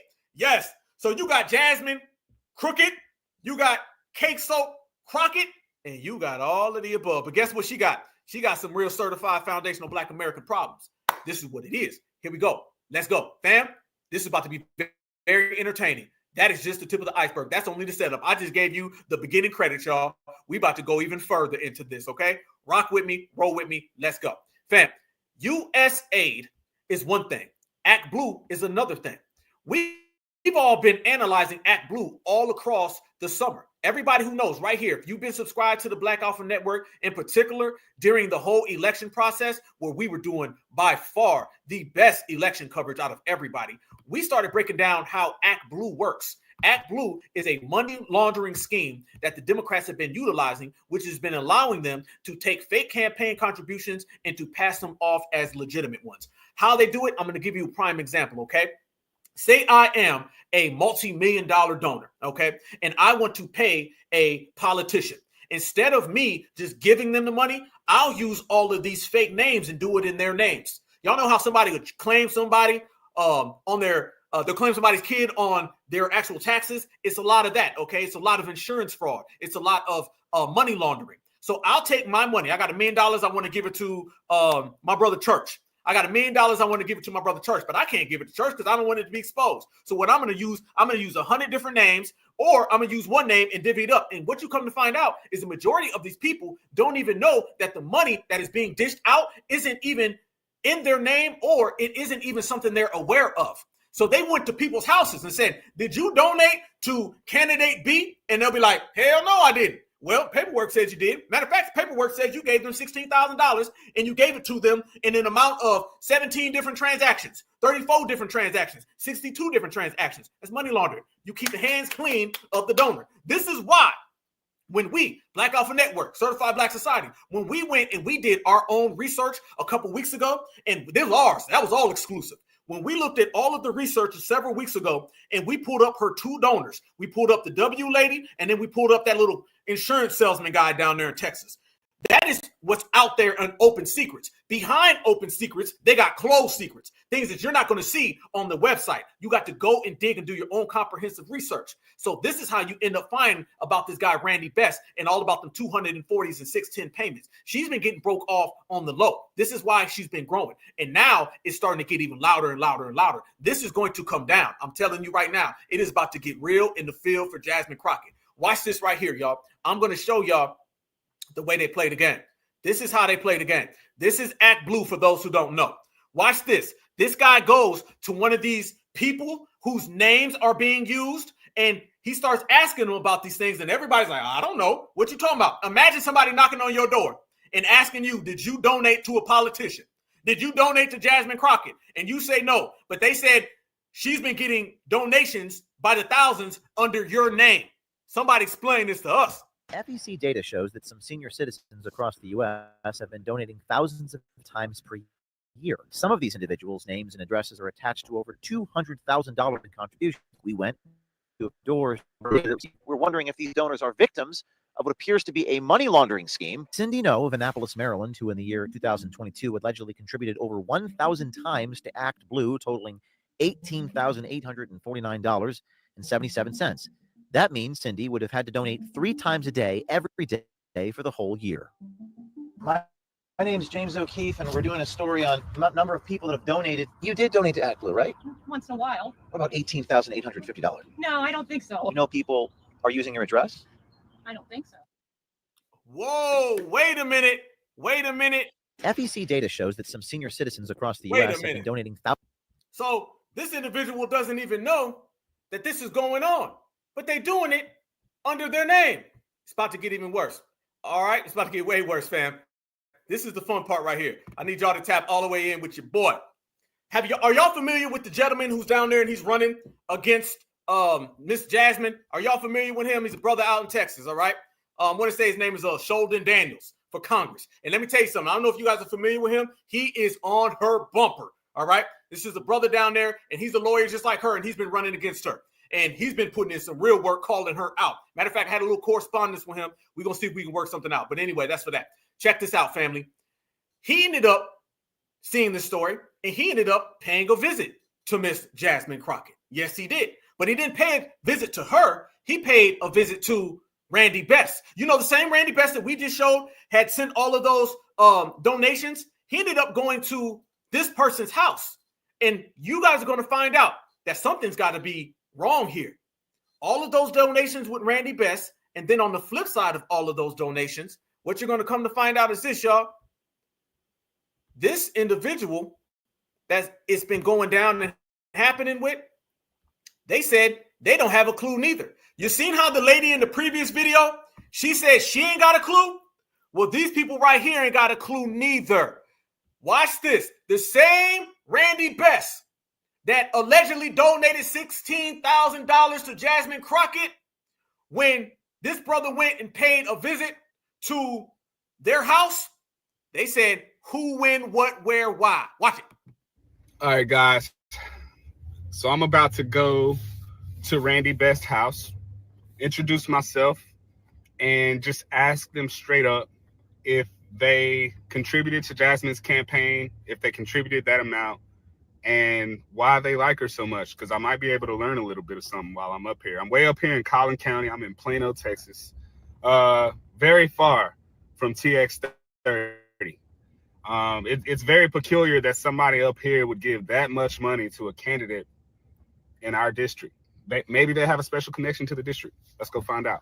I'm not going to film them. I'm not going to put any faces or anything on there. I'm just going to have my camera down at the ground. I'm going to be standing in a public area in open air. I'm just, recording what's going on around me. Let's see what happens.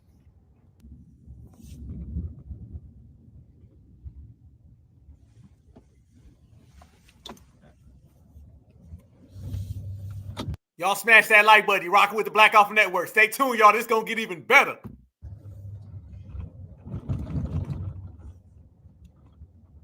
All right, here's the house. Here's the house right here. Here we go.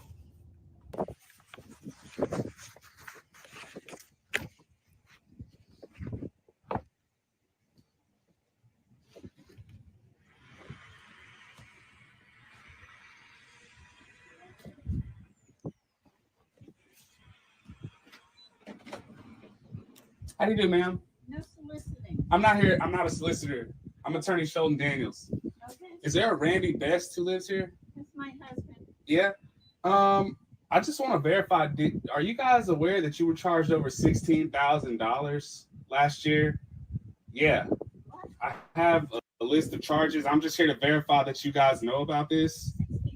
$16,240 in political contributions to a candidate named Jasmine Crockett. Do you remember that at all?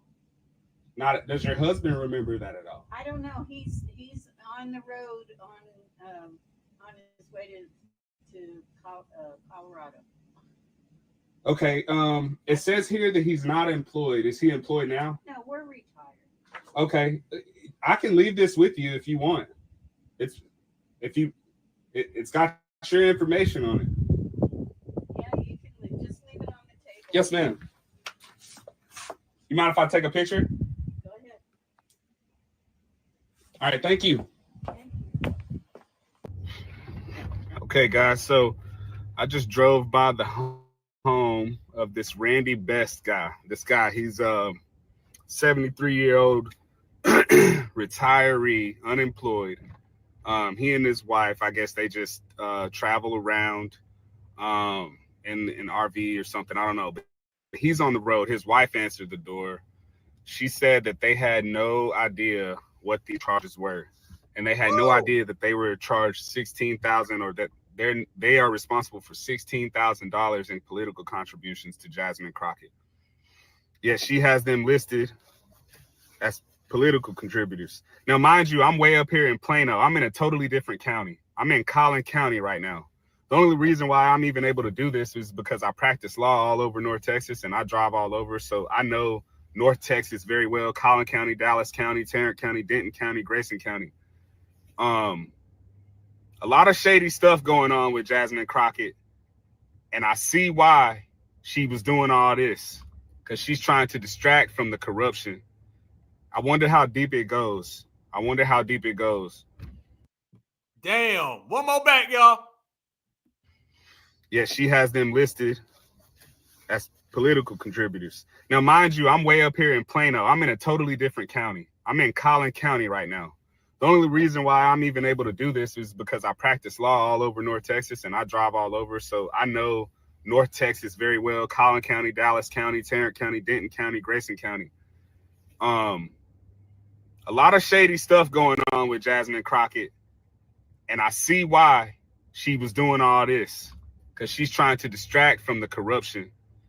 I wonder how deep it goes. Damn. Fam. Let's talk now. After that, we got to talk. So you're dealing with all of this paperwork that has came out that says she has been receiving a amplitude amount of money from these people. Go to the people's house. The people say, I don't know what you're talking about. Okay, go back and say, are you employed? Say, no, I'm not employed. What are the chances of any of this happening? There go the money right there, y'all. There go the money. That's the money right there. There go the money right exactly there that they say are donations that went directly to Jasmine Crockett. We already have identified, spotlighted, and highlighted that ActBlue is nothing more than a money laundering scheme organization that has been outed. It works for particularly the Democratic establishment and politics in general. Then you see Jasmine Crockett, who's been running around here saying there's no dirt on her. That's dirt. That's a hell of a lot of dirt, and people are looking real suspicious. So when you go to the home of these people, and these people openly say, that ain't for me, that ain't got nothing to do with us, it makes you look real funny in the light, So that shows you even further where the money's going. It's getting real deep for these Democrats. This is how it starts. Same way I made the tweet about her running around here looking like Sammy Sosa, and then it went super viral, and publications across the country picked it up. Same way how now all of these mysterious shadow people who've been giving her money is going to explode. And then what? And the brother made a good point. Why has she been running around here doing all of this? Why has she been doing all that talking, chirping? Because she's been getting paid on the low. This is nothing more than distractions. This is nothing more than misdirection. I always tell people it's going to be miseducation, misrepresentation, misdirection. Those are going to be the trifecta that they always try to run, particularly on Black Americans. But what happens when none of that works? What happens when all of that falls, all of that falters? There ain't nothing they got left. And this is what's been going on. I don't know how she's going to come back from that one. Only thing that's going to stop that from getting big, y'all, is if it doesn't get in the hands of the people who got something to do about it. Problem with her is that you got Donald Trump, you got Elon running around here, and it doesn't look too swift for you. So you've been running around here talking about all these damn illegals. You've been talking about illegals this and illegals that, and illegals come to America. We all just come here. It's no crime. And what you're finding out now is that people are seeing it, people are highlighting it, and now your ass is in trouble. And it's good. It's good because like I told everybody, Democrats keeping us these people who are anti-foundational Black American, and foundational Black Americans keep sending these people right on the hell back. That's how you want to play the game. That's how we're going to play the game. And there's only one way to play. That's the foundational Black American way. But fam, that ain't it. You already see her getting exposed. Yeah, fraud to the T, to the maximum. Fraud to the T and to the maximum. Those people had no idea that that money is being spent like that. That woman didn't know nothing. These are 73-year-old unemployed white people in a whole nother area that been dishing her that money. You talking about $16,000? Let me tell you something. Somebody did a crime. Somebody been getting money. Somebody been getting paid. And you already know who that somebody is. It's the same somebody that y'all seeing right here, running around here with that cake soapy soap. Yeah, remember that, y'all. Remember that next time she starts getting a little too loud, she starts talking a little too bold, she starts saying things that she ain't got no business saying. I want everybody to remember that, because that is going to highlight to everyone who they're really dealing with. See, the problem they have now, y'all, is that they can't do those con games on Black Americans. No, they can't. Because when they try to run those con games on Black Americans in this generation, it always falls because this generation is too thorough. We have the power to destroy any politician who gets out of bounds or out of pocket. That's the difference between now and then. This is what no one likes right now, is the fact that foundational Black Americans can get you about the paint immediately. And that's exactly what we've been doing. We've been getting these people out the paint immediately. And that's not the only thing that we've done, pulled out, you know what I'm saying, and exposed that Jasmine Ratchet Crockett has been doing. And she's been doing a lot of this for quite some damn time. But one of the things that we've been able to unearth right here on the Black Alpha Network is not just that, but we've also been able to unearth a lot of the spending that Jasmine Crockett's been doing, y'all, because she's been doing a hell of a lot of fraudulent spending. By the way, there you go again. These are the individuals right there. That is where the individuals live. This is where the money's been going. I mean, there's only so much money. The paper trail is leading back to an area they don't really want to talk about. The paper trail ain't really working in their favor, but it's working in ours because we are the ones who've been highlighting it. So you see right now, y'all, they're in a position where it's either or, one or the other. All of the donors out there, because like I said, they put forth donors that they feel are going to be the ones that can take the misdirection. Everyone focuses on this donor, while on the low, Mr. Randy Best is getting his name used. I don't know how somebody doesn't go to prison for that. I don't know. Remember, fam, we living in the mafia world now. This ain't the old world where you just, well, we're going to let it go. No. We living in the world now where somebody's going to catch wreck. Somebody's going to end up getting stuck for that. As I always say, in this generation, there's going to be some consequences and repercussions. And it looks like those consequences and repercussions are going to be going that way towards them. But fam, right here on the Black Alpha Network, we actually end up uncovering a lot more things and a lot more expenses that you've seen from Miss Jasmine Crockett. And I'm telling you right now, fam, the money goes way deeper than just Randy Best, the 73-year-old Mayo man who's been given $16,000 that he don't know about. Goes way worse than Margaret Sanger and all of those new Planned Parenthood people that want to have us get rid of our children that she's plugged in with. It goes deeper than all of them, fam. Let me show y'all some exclusives that we were able to find right here on the Black Alpha Network in terms of where a lot of this money's going and how they're literally spending it to the T. Fam, you're going to hear about everything. They're taking your, as in American taxpayer money, they're taking her donor money, and they just giving it away. They just giving it away, y'all. Giving it away to anybody who wants it. It's a free fall. Check this out right here. This goes to show y'all exactly what we mean. Y'all look at this. We found some documentation, and by the way, you're going to get this only on the Black Alpha Network, certified all the damn time. Y'all look at your screen right there.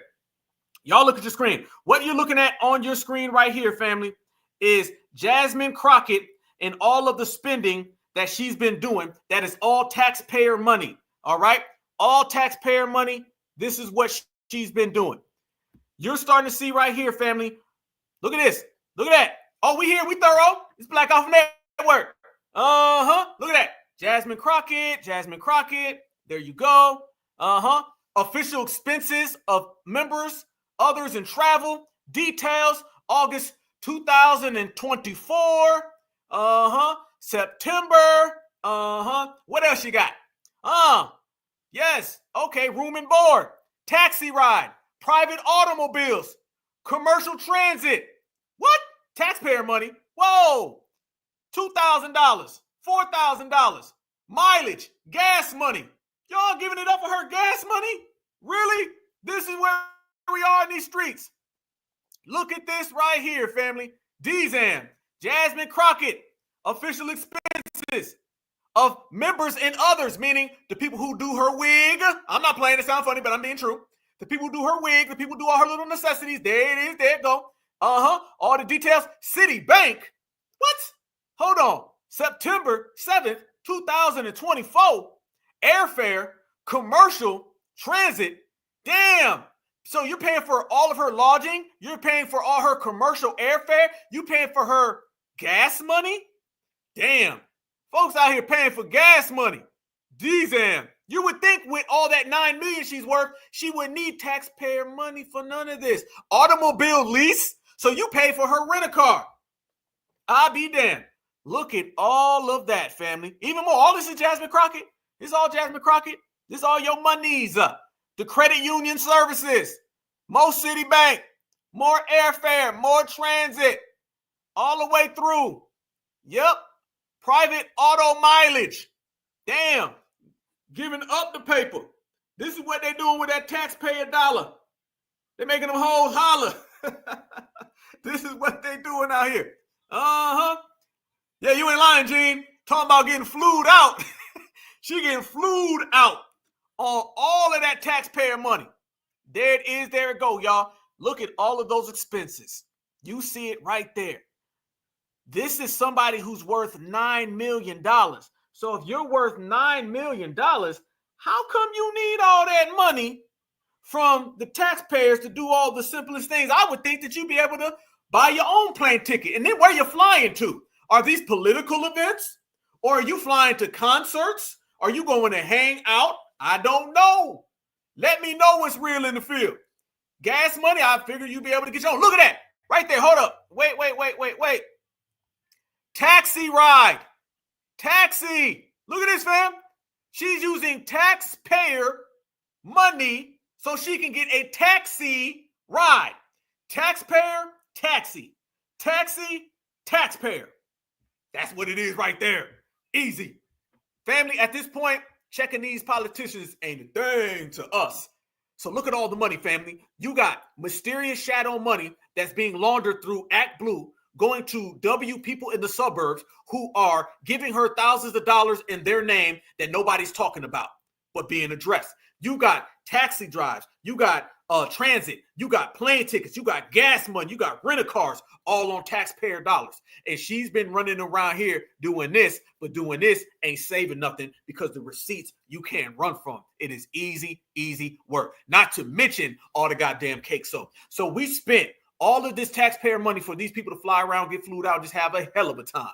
That is what you call G-checking, wrecking, and we on site. But fam, that ain't the only one. Fam, we can go through the list. I told you name them. We're going to go ahead and we're going to regulate them. You got that individual right there that's been running around. Then you also got this individual right here who's been running around. Yep, because the block done got real hot for Miss Stacy Abrams. Yes, the hell it has. Miss Stacy Abrams, the block done got hot for you too. And guess what? You're going to have to atone for all of that nonsense that you was trying to pull when you was out here caping for the Democratic Party, trying to get election results, if y'all feel what I'm saying, in the 2020 election. Now it's come back down to reality time. And reality is not going to be your friend, Stacy.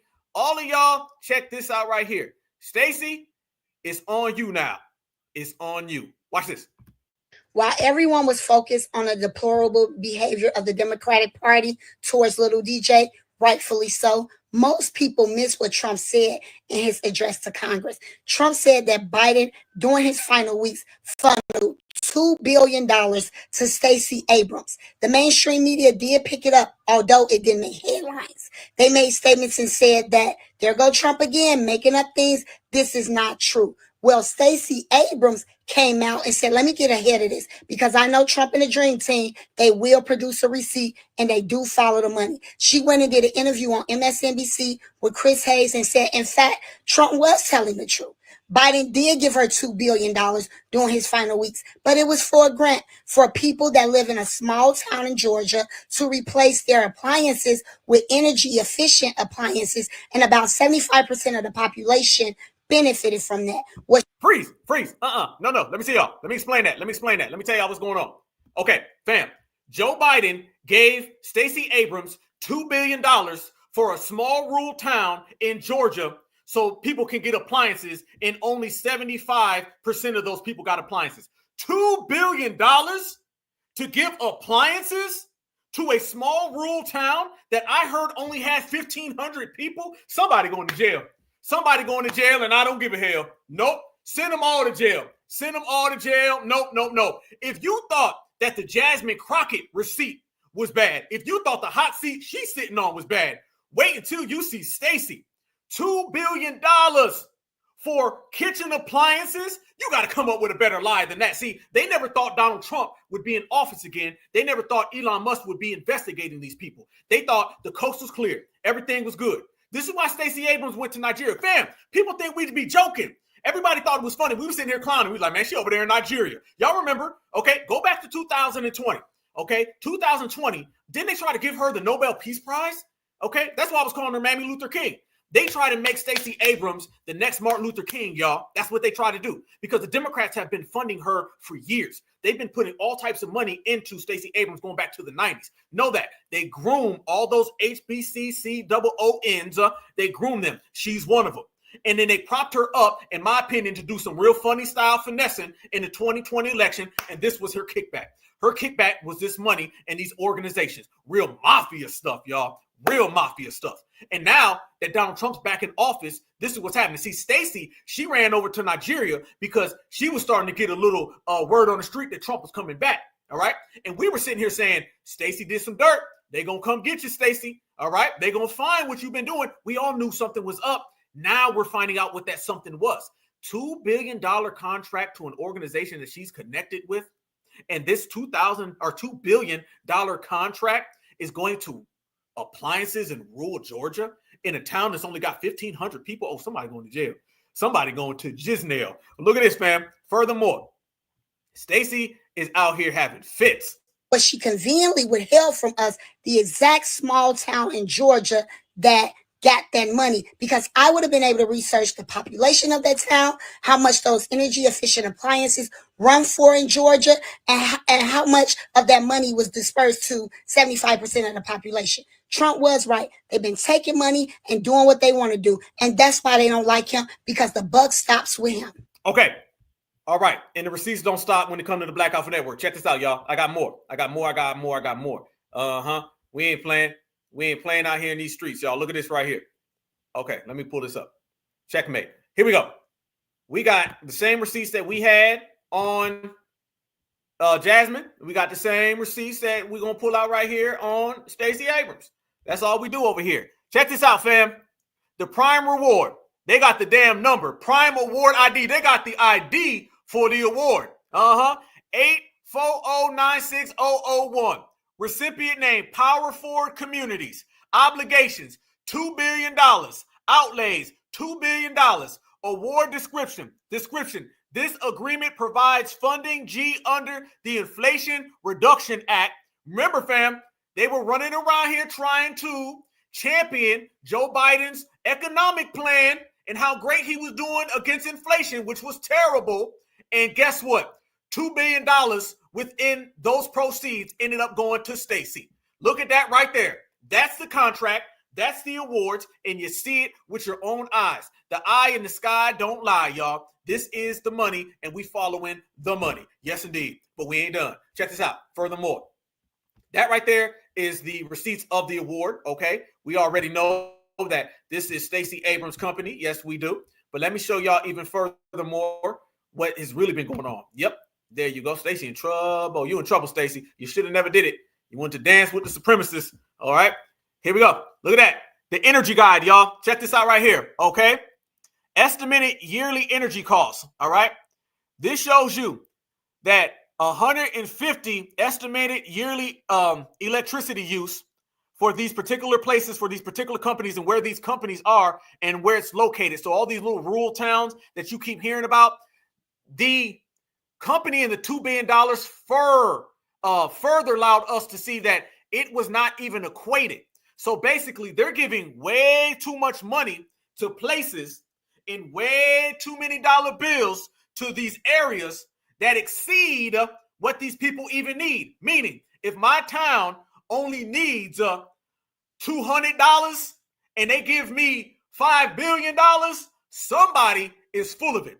That's what they've been doing. One of the ironies of the attack. Now, Stacey Abrams does what? She runs to TV. Look at her face, y'all. Is that not a face of guilt? Watch her explain where the money went to. And I need y'all to personally Count how many times you hear what, shirt, not what. She doesn't even know what she's trying to say, y'all. Watch the guilt come out. This is her. After Donald Trump called her out. Remember, y'all, we were all here watching Donald Trump highlight and call her out specifically during his address. Oh, he ready to get you, Stacy. Oh, he ready. You better go back to Nigeria. Matter of fact, you might get extradited back to America. You better go to Cuba or somewhere. Watch her explain the charges. On you, and I'm going to play what he did. Was it my understanding is that the program at the source of this whole thing is a program to lower costs for people. Do I have that top line correct? You have it absolutely right. Okay, so I'm gonna play what he had to say, and then I'm gonna ask you to explain what the program is that was such an obvious, ludicrous laugh line for the Republicans there. Take a listen. $1.9 billion to recently created decarbonization of homes committee, headed up, and we know she's involved. Just at the last moment, the money was passed over by a woman named... Freeze. I'm sorry. I know I'm being extra. Fam, notice how he threw that little, and we know she's involved. He put that in there real good, didn't he? Fam, he didn't name nobody by name but her. He said, we know she's involved. He's telling her, you in trouble. Look at J.D. Vance back here smiling. Oh, they coming for you, Stacy. Decarbonization of homes committee, headed up, and we know she's involved. Just at the last moment, the money was passed over by a woman named Stacy Abrams. Have you ever heard of her? Okay, so what is this organization? What is your relation to it, and what does it do? In 2023 and 2024, I led a program called Vitalizing DeSoto. We worked in a tiny town in South Georgia to demonstrate that by replacing energy inefficient appliances with efficient appliances, you can lower your costs. And in fact, we accomplished that. For 75% of the community, they got appliances that are lowering their bills right now. We had one woman who saw her electric bill cut in half from $180 to $98. That's what we delivered. And based on that program, a coalition of organizations, famous organizations came together and said to the EPA, if we, famous organizations came together and said, famous organizations came together and based on that program, a coalition of organizations, famous organizations came together and said to the EPA, if we can do this here, we can do this for millions more Americans. Let us invest the money of America in lowering the cost for Americans. And the EPA said, okay, great, go for it. Nah, you're stuttering. She out there, and then she done malfunction. Stacy malfunction. Stacy thought she was gonna get all that right. She done did a super malfunction. No, Stacy. No. That ain't working. Nope. Stacy was out there malfunctioning like a mug. She really thought she was going. And let me show y'all even further. This is even further with her trying to address it and talking about how Donald Trump singled her out. Damn right, because you the one behind it. You the culprit. That's why. Watch this right here, y'all. Here we go. In last night's State of the Union, President Trump attacked me personally. To be honest, it was unexpected, but not a surprise, because this is exactly what petty tyrants do. But let me be clear. Donald Trump and his lackeys aren't attacking me because I've done something wrong. They're attacking me because I've done something right. Republicans in Georgia and in the White House are terrified of voter engagement and the power of the people. Why? Because they're failing to deliver on their promises to protect and defend Americans. They're afraid of voter engagement. Donald Trump just won the election by the biggest landslide since the 1970s. What are you talking about he's afraid of? He just performed better with blacks and Latinos more than any Republican has had since the 1970s. What are they really afraid of? This is what the Democrats always go back to, y'all. Anytime they get called out on corruption, they start trying to hit you with voter rights. They really just afraid of the voter rights. It's the voter rights. Remember how illegal immigration was about voter rights? Remember that? And how the economy's really about voter rights and inflation's about voter rights. Now she's trying to use her own money laundering is about voter rights. Stacey's trying to make it look like voter rights and money laundering go together. Damn aliens could come. They'd be like, the aliens are only here for your voter rights. It'd be a hurricane. There wouldn't be a hurricane if you had voter rights. You gonna vote yourself to a damn cell block, Stacy. Trump and his complicit Republicans want to distract from their failures by targeting those of us who have the audacity to stand up and demand more. They're scared of us because we actually fight for the people, because we believe in we the people. They're afraid that we will show Americans and the world what's right, not through insult, but through action. And yes, we've taken action. We've registered and turned out thousands of Georgians. We've lowered energy prices for the working class and tackled the climate crisis that is gripping. She did. She threw in the climate. I just saw this for the first time. Fam, you can't make this up. I was just BSing. She literally did throw in the climate. She really did. And then the climate crisis. What? You can't make this up. These Democrats are shameful, y'all. They got the same exact blueprint. She is out here getting investigated for money laundering, and she got the time and the energy to bring up the damn climate. The wind didn't steal the money, Stacy. The sun didn't steal the money, Stacy. The snowflakes didn't steal the money, Stacy. You did. Lowered energy prices for the working class and tackled the climate crisis that is gripping every part of our country. That's why they're abusing their power to come after me, because we've shown we can deliver. Independent fact checkers have repeatedly called these attacks false, but the lies are the point. This isn't a new strategy. It's the common playbook of authoritarians and authoritarians in waiting. And while I might be one of the first targets for their abuse of power, I will not be the last.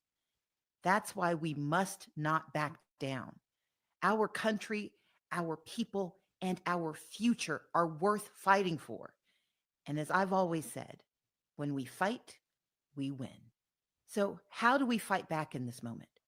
First, we have to call out lies when they spew them. We can't give them a pass. We have to forcefully, consistently push back. Second, we have to organize. Louder, smarter, and together.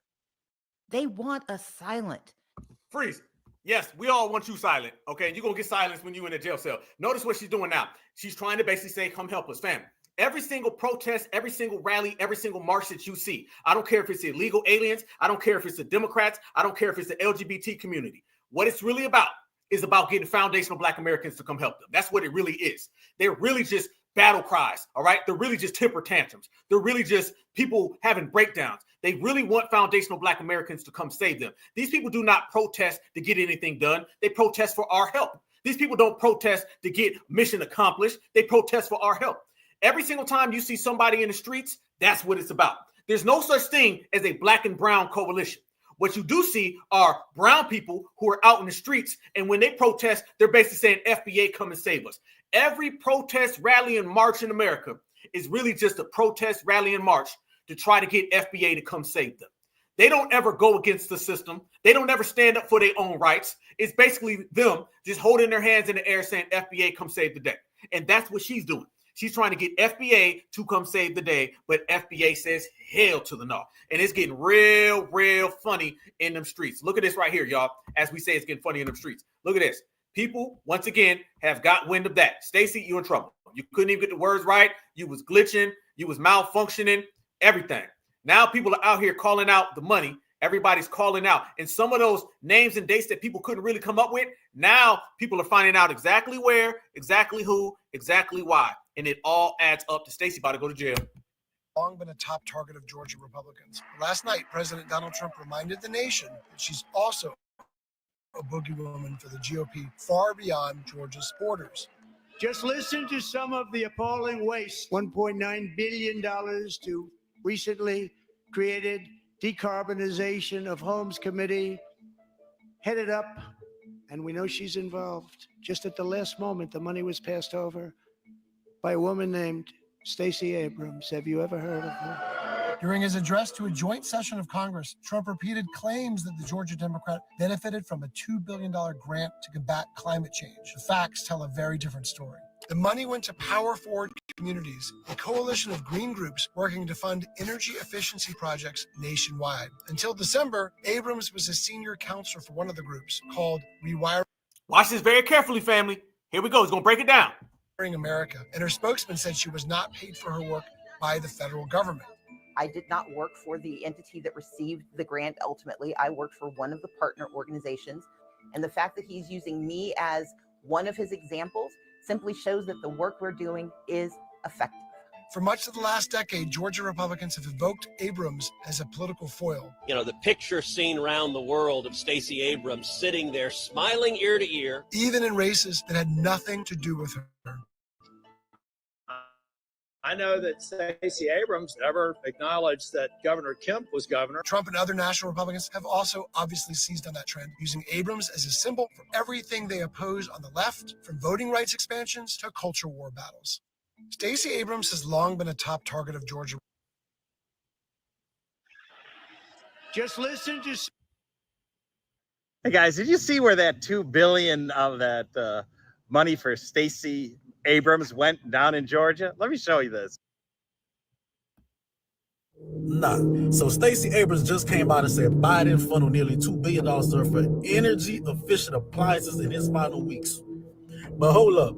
Didn't Trump say that in his address to Congress? You mean to tell me in the middle of inflation, high gas prices, and folks struggling to pay rent, Biden not here making Stacey Abrams the plug for dishwashers and refrigerators? Let's be for real. How Stacey go from fighting for voting rights to being the Maytag man? AKA. That man said Joe Biden done made Stacey Abrams the plug for dishwashers. Wholesaling energy grants. I ain't never seen a career pivot like this. So let me get this straight. Y'all ain't had no money for struggling Americans, but y'all had billions sitting around just for dishwashers. Let's be real. Y'all really want us to believe that this money went to energy efficiency. Clearly, this is exactly why people don't trust politics. The money is always moving, but never in the direction of the people. And the wildest part, when Trump said they were moving money funny style, they called it misinformation. But now, we want you to realize. Still think this was about appliances, or is that just another code word for something else? Something else. It is Saturday, March 8th, and Donald Trump proven right again. Stacey Abrams going on MSNBC last night, making a full confession about what she did with the $2 billion Biden gave her.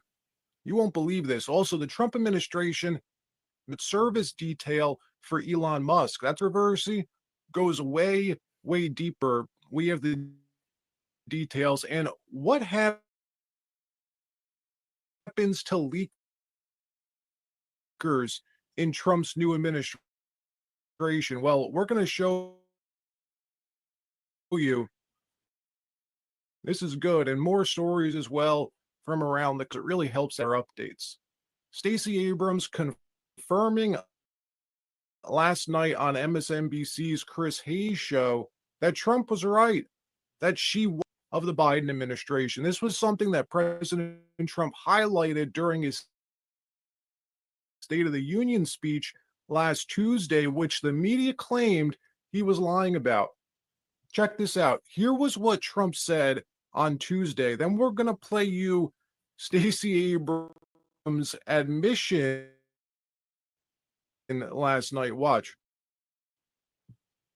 $1.9 billion to recently created decarbonization of homes headed up.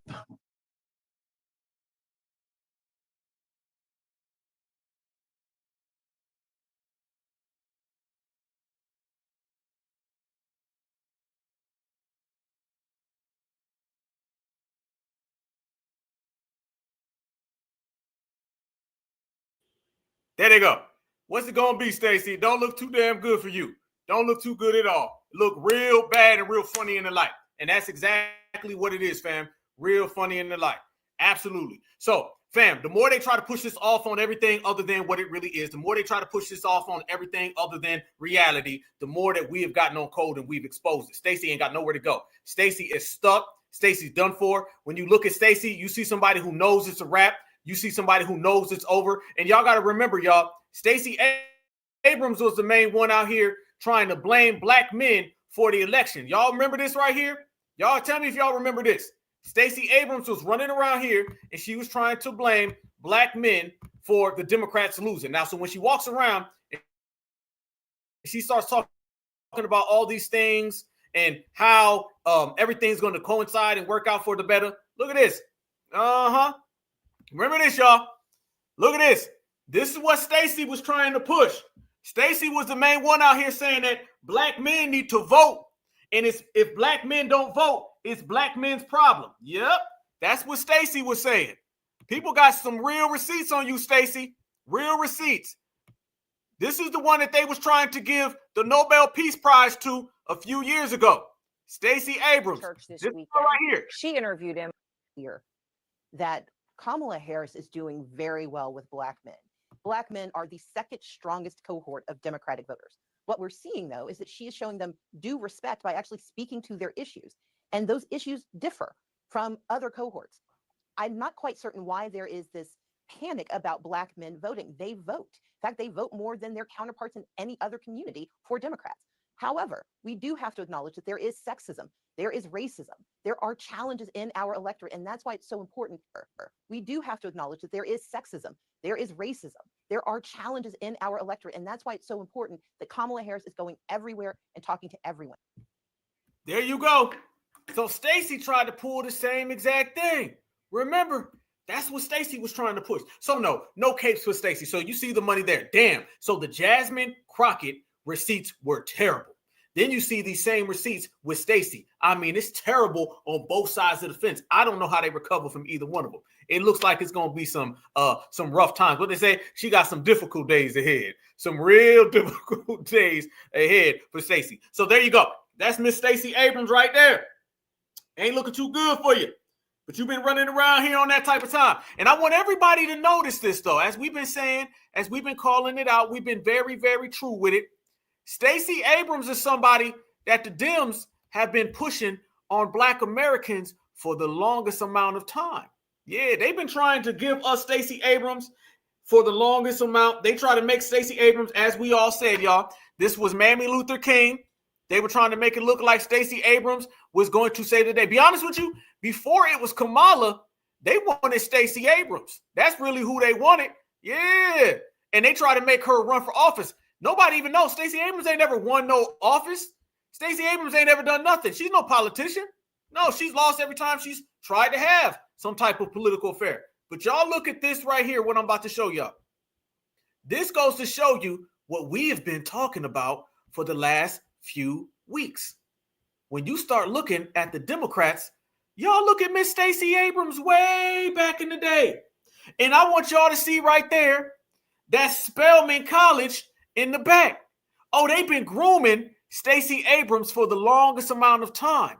Stacey Abrams has been the poster child for who they have been trying to push all of this misdirection on foundational Black Americans. This is it. Look at that, y'all. Didn't we say that they use all of these HBCUs? Didn't we say that they use them so they can push some type of anti-Black policy on Black people? There you go. Stacey Abrams has been something a long time ago. We've been calling that out. Look at all the people in the background. Good points. Yeah, look at all the people in the background. Fam, didn't we say that them HBCUs are the place where they groom these people, they build these people? That's where they find Kamala. That's where they find Obama. Always study the system of supremacy, okay? If you study the system of supremacy, then you could understand, forecast, and foresee what they're going to do. As I always say, you can see the forest through the trees. Nowhere the dominant society goes to recruit sellouts, and then you stay away from those places, all right? You know exactly where they've been going to for years. They've been going to the HBCU. That's why everybody in the Divine Nine, all the Boule, that's their stomping grounds. That's their breeding grounds. If the dominant society wants to pull the wool over Black Americans' eyes, first thing they do is they go to the HBCUs or they go to the Black church. And half the people from the Black church go to the HBCUs. You understand? So this is how you understand the system of supremacy. It's simple mathematics. If you know that's where they go, then the people who are coming out of there, they're coming there to push those dominant society agendas on us. All right? They're not there to buck the system to be empowered. They're there so they can come and assimilate to the dominant society and then eventually be the ones wagging their finger at Black Americans. See, one of the things that has been going on for so many years, family, is too many people have been allowing the HBCUs to perpetrate themselves as Black excellence. I don't know about anybody else, okay? Black excellence to me, as I broke down before, is the brother or sister who works a 9 to 5 and they're getting it done. See, we got a problem with Black excellence. We always think Black excellence is some Divine Nine, some boule, some college student, okay? Black excellence is really the people out here putting in work who are trying to empower the community. Now, nothing against college students, but if you are going to a college and you out there trying to get in with all the W fraternities and sororities, and you're really out there doing that, that's your problem. We think celebrities are Black excellence. Black excellence is us, all right? There ain't no way. There ain't no look for Black excellence. It's a thought process. It's an emotion. It's a soul. That's what we've been doing. And this is what they've been trying to push for the longest amount of time, y'all. You ain't got to have no super college degree. All right. Let's make that clear, fam. You ain't got to have no super college degree to be Black and excellent. No, no, no, no, no, no, no, no, no, no, no. No, no, hell to the no. So that is what I mean, and that's what's going on here. But that's not it, fam. I got even more. We're going to show this right here. Look at this. We talk about how they've been trying to push Stacy Abrams on Black Americans for the longest amount of time. Here we go. Y'all look at this. And I got something for you. Let's go back. Let's go back, way back. All right. Let's kick it right here. This right here was Stacy Abrams years ago. Yeah. The same Stacy Abrams that you just seen a minute ago. This is the same Stacy Abrams back then. When you hear her here, she's saying the same exact thing that she just said a minute ago. It is cosplaying, cosplaying, cosplaying, misdirection, misdirection, misdirection, boule, boule, boule. Watch this, y'all. They groom their puppets early. 1993. Justice, peace. This is a theme that we've been hearing today over and over again.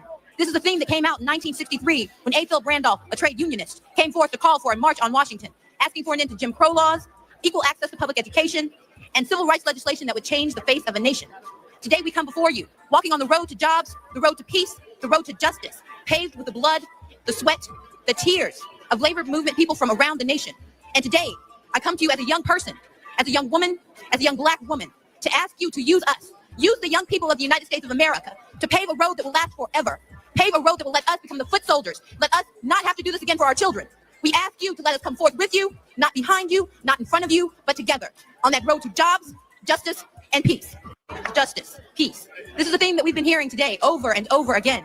This is a theme that came out in 1963 when A. Philip Randolph, a trade unionist, came forth to call for a march on Washington, asking for an end to Jim Crow laws, equal access to public education, and civil rights legislation that would change the face of a nation. Jim Crow laws, civil rights legislation, but notice how she does not mention Black people. She starts talking about labor folks. This is something that went on back in the 1960s and 70s, fam. We're about to address this. Watch what she does here, how she attributes all of those foundational Black American missions, all those foundational Black American accomplishments. She puts it off on the labor people. That's something that they were doing way back in the day. Watch this. To Jim Crow laws, equal access to public education, and civil rights legislation that would change the face of a nation. Today we come before you, walking on the road to jobs, the road to peace, the road to justice, paved with the blood, the sweat, the tears of labor movement people from around the nation. And today... Freeze. That's enough. Okay, Stacy, cool, fine, gotcha. Go to jail. Goodbye. I hope they lock you up. Okay. Notice what she was doing there, fam. One of the tactics of the dominant society is to always attribute what foundational Black Americans have created and give it to someone else. All right. That's one of the things they did. Back in the 1960s and 70s, when Black Americans were making all of the political and social gains, they tried to push that off in the feminist movement. Then they tried to push that off in the labor movement. See, the labor movement is something a lot of people don't really discuss. The labor movement were a bunch of supremacist dominant society. The labor union movement was a bunch of white folks who tried to hijack the foundational Black American civil rights gains. All right. They try to take what FBA was doing and saying this is all poor folks. This is how they got a lot of Black folks in on all the poor people's marches. Those poor people marches were for Black people. Those poor people marches were for us. The poor people marches were for foundational Black Americans who have always been at the bottom of the economic totem pole. All right. The permanent underclass. So what ended up happening is you had a lot of people who came around that were in the labor union and they were from the dominant society and they did what everybody else does. They watched and they said, how can we get in on those political and social gains that Black Americans are doing? So they came around, they started to show up at all of our rallies, marches, and protests. They start throwing their arms around Black people and saying the union labor struggle is the same as the civil rights Black American struggle. And that's exactly what she was doing in 1993. They started doing that back in the 1960s. We work it. That's what they've been trying to do. And it's always the same way. It's the same thing that the feminists did. The feminists said, how can we get our movement off the ground? Let's show up at the Black American protest. They came around, threw their arm around Black folks and said, the feminist movement stands in solidarity with the civil rights foundational Black American movement. Next thing you know, they get the benefits, we don't. Fast forward all the way to 2020. The Democrats were out here getting mocked. By who? By Donald Trump. So what they do, they see Breonna Taylor, George Floyd, Ahmaud Arbery, and they came around and they threw their arms over all the Black people at the Black Lives Matter. And next thing you know what happened, y'all. Next thing you know, all of the movements transition. This is why we should never allow people to come into our movements. They do not come into our movements because they want to be allies. They want to have a kinship. They want to have a friendship or relationship. No, they want to steal. They want to take the energy that FBA creates and hijack it and give it to their community. How do you know this? Is because every single time these people are in a jam, every single time these people are in a rut, they start calling for FBA to help. You've not seen one video where Black Americans are begging for somebody to come to our protest. We go by ourselves. You haven't seen one video where Black Americans are begging people to come to our rallies. We go by ourselves. But yet, on the flip side, when you see the feminists, the LGBTQ, when you see the labor union, these people are always begging us to come help and assist and associate themselves with us. That ain't going to work. That is the old days, fam. That is the old days. So that is what Stacy Abrams was pushing way back in 1993. They already had that all lives matter, we all friends, can't we all get along in her mind back then. And think about it, family. It's 2025 and the woman is still doing the same thing. And guess what we're going to do? We're going to do a different thing, which means no goddamn capes. You ain't getting no help, nothing from foundational Black Americans. That is nothing more than her trying to get everybody. Somebody said in the chat, Hey, right? y'all. She was trying to Hey, turn y'all. Georgia I'm doing purple. two in a See, one of the nutshell things that she today, was so trying to do, get let ready me for tell the you why next she one, was 'cause on I'm some recording super right after fraudulent this one. time, y'all. But in this One one, of the we gonna things break that down the Stacey tariff Abrams war, was the trying to trade do, war that's going she on, was right? trying to bring The in newspapers a lot loaded of up and those said that the leader liberal of China policies said that he was from the ready West Coast, and she was trying to bring them on down here to Georgia. That's what they were trying to do. And that's why they had Raphael Warnock. He was trying to attempt the same exact things. They were trying to take Black American energy from here, and then they were trying to turn all of that into some what? Turn all that into some, can't we all get along with all these different people? It did not work, will not work, ain't gonna work, ain't gonna happen. Wasn't nobody going for it. And that is the difference between today and yesterday. Yesterday, man, it was helping every damn body. Black Americans was helping people who didn't even ask for it. They was like, man, let's just help. Shit. Well, they don't even want to help. Hell, let's help them any goddamn way. Let's just help everybody. Let's save the world. We're not on that type of time and that type of energy. And that's why we're getting things done at a very expedient fashion. So Stacey Abrams, they've been grooming her. They've been grooming all of these people. That's how it works in the system of supremacy. They know where to go. They know where to hide. They know where to find somebody that's going to put on the cape. They know not to come around FBA with none of that. They know to come around FBA with some type of notion in their brain that we're going to pull out the red carpet. They know that ain't going to fly. They know that ain't going to fly. And since they know that ain't going to fly, they're in a lot of trouble. They're in a lot of trouble. That's why everybody right now, quite frankly, is in a lot of trouble. But fam, I'm going to take it even a step further because there's been a lot more developments. So you got these people out here getting locked up. I'm pulling it up for the fam right now. You got these people out here in the Democratic Party who are either A, getting locked up, or B, they about to get locked up. All right? That's what they're dealing with over there on their side of the fence. But let me show y'all what's going on out here in this real world. I'm going to show y'all what's really happening out here in these real certified streets. One thing, family, that occurred that did not really make too much of the news because, quite frankly, FBA don't give two damns about them. But something really happened out here that is amazing that FBA, like I said, are not coming to save nobody with. No. If you're looking to be saved, you came to the wrong goddamn place. Y'all look at this right here. Y'all know that they've been having to try to come up with new, different shields because the old shields ain't working? Okay. Well, family, I want y'all to tell me how y'all feel about this whole situation with Black Lives Matter. Black Lives Watch Matter this right Plaza. here, family. And of course, when we talk about Black Lives Matter Plaza, you know, we broadcast from out there. Let's go ahead and show it. So, you know, we broadcast from out there. We were out there, of course, on the anniversary of the death of George Floyd. We've had the Floyd family out there as well. Talking about these issues, talking about his brutal death on that day, May 25th, 2020. And of course, here we are. This May will be the 5th anniversary. And guess what? That's about to be no more. Why is that? Well, because Republican out of Georgia, Andrew Clyde, he recently introduced House Resolution 1774 that seeks to remove the Black Lives Matter phrase from that plaza. If passed, the bill would withhold federal funding from Washington, D.C. unless Mayor Muriel Bowser removes it and designates the area as Liberty Plaza. Freeze. Do y'all care that Black Lives Matter had their name ripped off the street and it's not Black Lives Matter Plaza anymore? Did any of y'all lose sleep over that? Was that something that affected foundationals? Because Roland over here upset. Roland says that this is an attack on Black Americans. He said this is a civil rights travesty. No more Black Lives Matter. Family, we have seen the official end of Black Lives Matter. Tell me how you feel. Tell me how you feel. Well, guess what? Mayor Muriel Bowser is capitulating to this.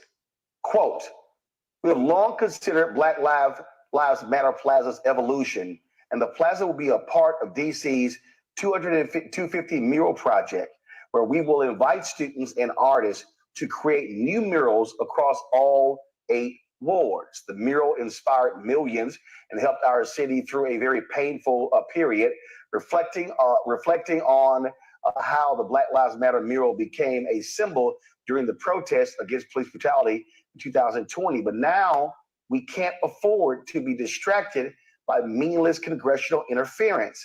The devastating impacts of the federal job cuts must be our #1 concern. Our focus is on economic growth, public safety, and supporting our residents affected by these cuts. That was the statement. Currently, as we speak. Uh-oh, y'all. Y'all ready for this one? You already know what she gonna say, or he, or them, or this person. Watch. Washington, D.C. Mayor Muriel Bowser has decided to comply with some of the Trump anti-DEI initiatives, one of them being the removal of Black Lives Matter Plaza in Washington, D.C. Now, if you live in most major cities, there were a lot of Black Lives Matter plazas that were erected throughout cities to really acknowledge the millions of people who took to the streets over the course of those couple years. I recognize that there were a lot of issues within the Black Lives Matter movement, especially what it ended up devolving to, the willingness to give up on crucial steps, the abolishing the police into defunding the police, into no police departments were defunded, and in fact a significant portion of police departments actually increased their funding over these years. All of these things are a stark reminder to all of us that when it comes to organizing, when it comes to fighting against fascistic, tyrannical systems, it is never okay to give in. Freeze. Okay, fam. Okay, enough of this. Okay. Let me say this, okay? And I need y'all opinion, okay? I got to get y'all intake on this one, okay? Y'all talk to me. Y'all tell me how y'all feel. Stay away from movements, Black Americans, okay? We have to stay away from movements that use these terms like tyrannical, fascist. We talking about white supremacy, all right? We're talking about anti-Black racism. Notice when you start dealing with all these liberal groups, Black Lives Matter included, they start using these terms that are like fascism and dictatorship and tyrannical, oppressive government. We talking about supremacy. They never use supremacy. They never do. You never heard any of them run around here and talk about supremacy. They use these big, inflated, hyperbolic names because they're really trying to talk about like the king and queen of England, They're trying to talk about the gentry. They're trying to take it somewhere else. We're talking about supremacy. You have to focus, highlight, and spotlight the system of supremacy. All this stuff about fascism and all that, that's what the liberals do. When we talking about supremacy, somebody will pop up and say, yeah, I know, man, them damn fascists now. When we talking about supremacy, they'll pop up and say, yeah, that tyrannical government now. When we sitting there talking about supremacy, yep, that damn dictatorship in office. We ain't on none of that. That more is a diversion, fam. Remember, miseducation, misrepresentation, and misdirection. That's what they've been doing. We don't give a damn about none of that. If you ain't talking about the system of supremacy, you ain't talking about nothing. They refuse to use that term because that's not really what they're here for. They're not really here to fight the system of supremacy. They are all people who are accomplices of the system of supremacy. Pretending to be against supremacy is a multi-billion-dollar industry, all right? And you see it all the time with the liberals, with the Democrats. Black Lives Matter was the main one. All these people are folks who pretend to be against supremacy. In reality, they're working with supremacy, controlled opposition. That's what it is. And they've always been controlled opposition. They're the people who come around us and talk all that blackity black talk. But when you really examine them, they always refuse to use direct terms that highlight and spotlight the dominant society. They'll talk around all of that, right? Watch the rest of this. This is what we're talking about with these people. I'm here at Black Lives Matter Plaza today, finding out people's opinion on. And there she goes. That was your average member of Black Lives Matter. Getting torn down. Well, it's very unfortunate, and from my understanding, it'll be gone tomorrow. So I wanted to bring my two granddaughters to get them to see a part of history, because this will be history, but unfortunately it'll probably be erased, so we'll have photos and memories of it. It's very unfortunate that this is what it's come to. I don't really see the benefit or the gain from removing something like this. I feel like it's something that's been a staple for, power and people in the community all over. The fact that this is offensive to people is mind-boggling to me. Look at all these people there. These ain't us. That story is never going to be washed away. It will forever be with us. A poignant moment for Kiana Jones as she looks at her work at Black Lives Matter Plaza. It's bittersweet, right? She painted the 2-block stretch on 16th Street Northwest in June 2020. The space was created after the death of George Floyd as a place for both protests and healing. That's what art is about. It's about creating. It's about having hard conversations, and you can create again. So it's never gone forever.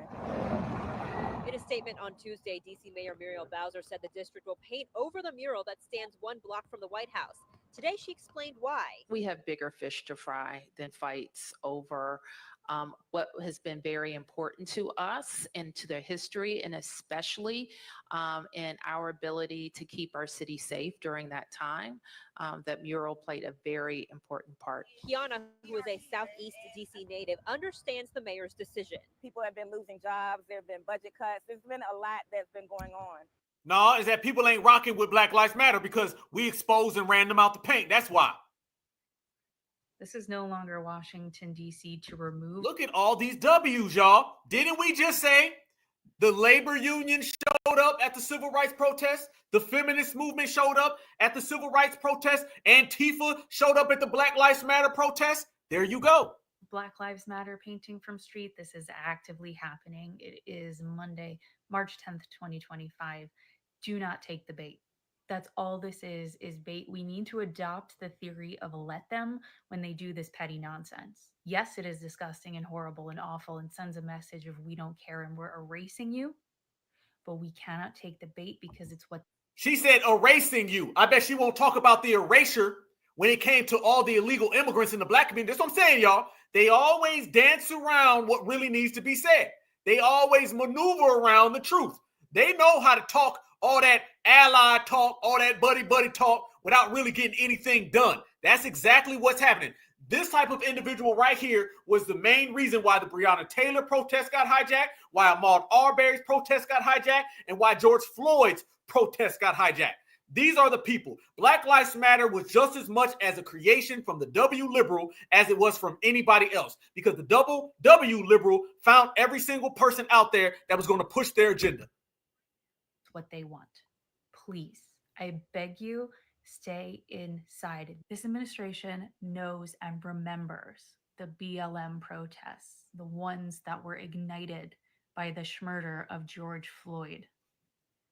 They are tapping purposefully and poking the bear on something that they know the American people are passionate about standing up for. Now, listen, there goes that inflammatory rhetoric, y'all. Listen what she's saying. Listen what she's trying to do. She's trying to entrap us. This is more liberal stuff to entrap us, y'all. Watch this. That they know the American people are passionate about standing up for. Do not take the bait. They're going to be dead by the murder of George Floyd. They are tapping purposefully and poking the bear on something that they know the American people are passionate about standing up for. Do not take the bait. No, we're not going to take your bait. Nice try. Let me tell you what Becky, number 337, is trying to pull right there.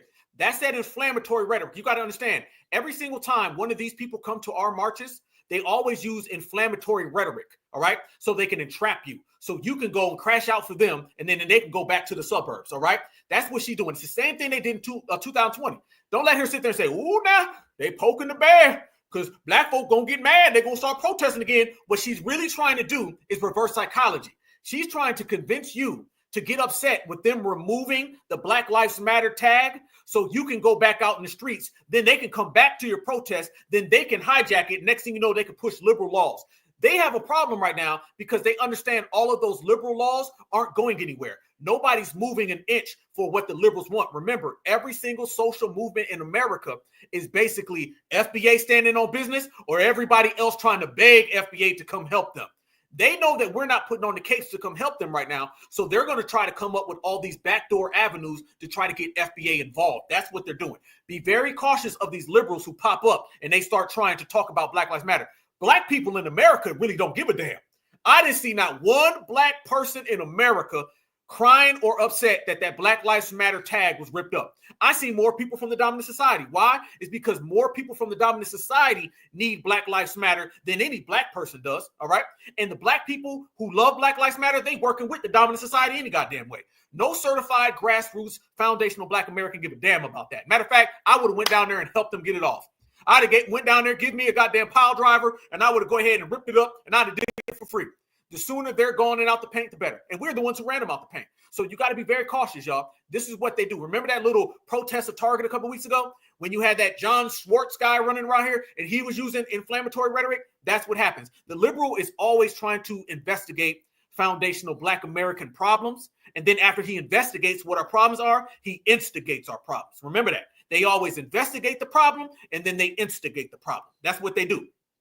The liberal loves to take what FBA does and then to try to put his own little spin on it. That's why brothers and sisters ain't been going for it. Not at all. She can save all of that right there. Just in case you all needed a visual representation of where we are right now, they are actively at this current moment in Washington, D.C., tearing up the Black Lives Matter street. Did you hear what I said? They are taking taxpayer dollars to tear up a street because that's how much they hate us. Do you understand what's happening? They're tearing up the street because they hate us. Not the system of supremacy, not economic deprivation. No, it's because they ripping up the Black Lives Matter sign. You see how twisted these people are, y'all? You see how twisted they are? If they don't get the hell up out of here with this. I just want everybody to be clear, okay? They have people out there working to tear up a street that was laid down to represent unity, represent that our lives matter, okay? And they are actively tearing it up, which shows what? They do not care about us, and we do not matter. This is where we are. I just want everybody to be clear in case there was any misunderstanding. Also, none of this is normal, okay? I just want everybody to be clear on that. So on top of the DEI rollbacks and on top of threatening schools, on top of all of that, we're tearing up streets now, okay? That's how much this is rooted in actual hate. Yeah, and nothing else is racist in America. Try again. Washington, D.C. city workers tearing up Black Lives Matter Plaza, permanently removing the massive BLM street mural that was painted outside on the street just north of the White House. Griff Jenkins is on the plaza now, which is north of H Street, just north of Lafayette Square, right in front of the White House. It's about 300, 400 yards away, just to give everybody the lay of the land. What are you seeing out there right now, Griff? Yeah, John, good afternoon. And that's a good point. We are just steps from the White House. Actually, I'll just spin for just a second, Les. You can see, remember the St. John's Church, the center of the riots and protests of the BLM in the summer of 2020. Obviously, this here is where they erected this Black Lives Matter Plaza and painted on the street. But as you mentioned, it's not just being painted over, John, it's being torn up. Let me show you. We've just watched hours of a jackhammer tearing up some bollards that lined the street. They had lights on them. This is where the word matter was. The next block, lives, and the next block, black. So these crews are out here actually tearing up the bollards to begin tearing the entire street up. It says it's going to take them days to do this because of the amount of work, but they're ultimately going to return this entire 16th Street back to just a paved road. Nothing painted in here. No Black Lives Matter, just a two-way, either way, the way it was before the mural. It comes and we don't give a damn. How about that? And this is what Black Lives Matter was really about. Goofyler, y'all been waiting for this video. Now I will tell you exactly what the BLM founder spent all y'all donation money on. This has all been fact checked, by the way. Firstly, she gave her brother $900K for security services to his nonprofit. Then gave her baby daddy $1 million for produce live events and creative services. Then proceeds to give another founder $2 million, invested $32 million in stocks, spent a whopping $37 million on grants, real estate, and charter on private flights, according to tax files. But don't worry, she was kind enough to reimburse the organization $73,000 out of the $37 million that they spent. This explains how y'all got $6 million mansions for no reason. She claimed that they had way too much money to manage and it was all common mistakes. What do you guys think? I'm going to tell you what it is. Is what foundational Black Americans always knew what it was. We were the first ones that called them out. Black Lives Matter was the first casualty of us being on code. We got rid of them. And then everybody else came. How we sit here and we celebrate ending the Democratic plantation, we did that to Black Lives Matter a long time ago because they're really just a front organization. And they've been spending all this money for the longest amount of time. That looked just like Jasmine Crockett, looked just like Maxine Waters, looked just like Stacy Abrams. That's where the money went. And by the way, those wildfires out there in California, that took care of the whole Black Lives Matter situation. So they got their COON karma. Yes, the hell they did. And family, when you start talking about these people and their desperate attempts to try to get FBA Goofyler, y'all been waiting for whatever they're coming up with next, you know that you're going to see some embarrassing behavior. Yes, you are. Family, I want y'all to bear with me because Black Lives Matter was the modern day I got my ass whooped in Selma. It was the modern day somebody busted me across the head and I thanked them for it. That's really what it was. Black Lives Matter was here to reduce that real aggressive energy that we were getting in the streets. That's why they sent Black Lives Matter out there to Ferguson. Y'all know what happened out in Ferguson. All the brothers and sisters was like, we don't even know these people. These people show up, never seen them before. Next thing you know, they got microphones and they're supposed to be stars. They're going on late night television shows. That's what it was. Fam, nobody gave a damn about Black Lives Matter this week getting their tag ripped up. Nobody cared. Didn't give a damn. FBA too focused on other things. And another thing we didn't give a damn about was this right here. They was out in Selma again, y'all. And if you think that they was singing, damn right they were. Watch this. Beautiful light, I'm aware the dewdrops of mercy shine bright. Shine all around us by day and by night. Jesus, light of the world.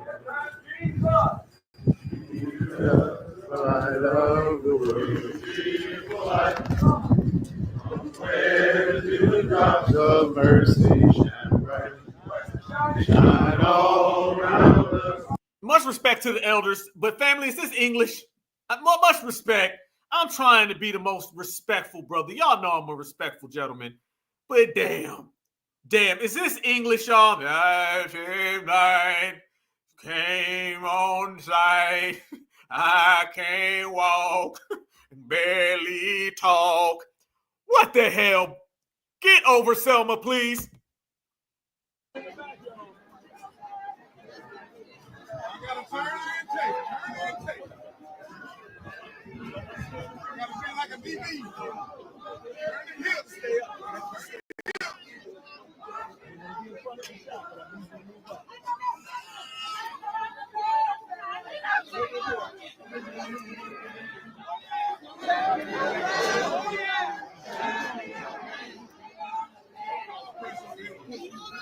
Family, I'm just saying, I get it. I truly, genuinely, sincerely get it. But we the only people on the planet that got marches for the things we marched about 60 years ago. How you gonna have 60 years worth of anniversaries for something that happened? How about you have a march for what you got because of this, instead of marching because of this? We are the only people who have wheelchairs at our damn rallies. Get the hell out of here. And fam, if that wasn't bad, I hate to get even worse, fam. Let me show y'all what really went on there. They even got worse. In the valley, running to be bright as the morning star. Somebody found love in the valley, and he's bright as the morning. Sing a new song. You're old. Your songs are old. Hell, your wheelchair looks like it's about 50. Come on. What y'all say? They plantation marching? Heading back to the plantation. Master's been waiting on me. Get the hell out of here. Selma Bloody Sunday March, Cross Edmund Pettus Bridge.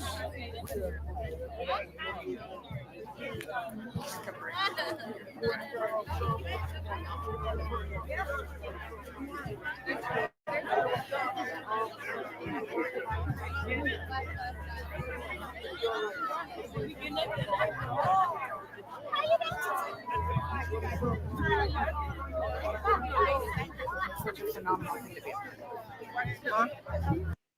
That looked like the lady from Black Lives Matter. Fam, they doing the same thing. They doing the same thing, y'all. It's the same exact thing. Still marching. Still out here. They gonna march forever. They don't ever want to change. But y'all, I gotta get real now. Now I'm about to get extra petty. Okay. Matter of fact, where that? Let me see. Where we go. There it is. Boom. Fam. Fam, do y'all know they had a special guest singing performance? Do y'all know they were equipped with a great entertainment day? They went to Selma, they marched, they were singing plantation songs, Negro spirituals, all that. And do y'all know that they ended up literally, genuinely having some entertainment? Let me show y'all who showed up there in Selma.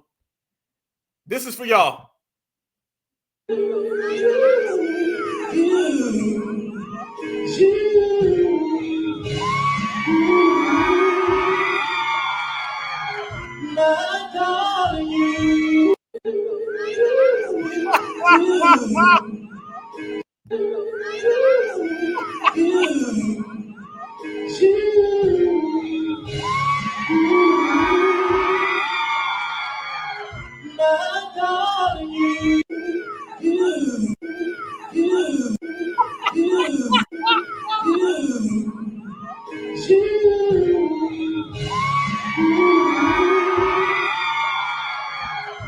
Welcome to the Selma 60th anniversary, y'all.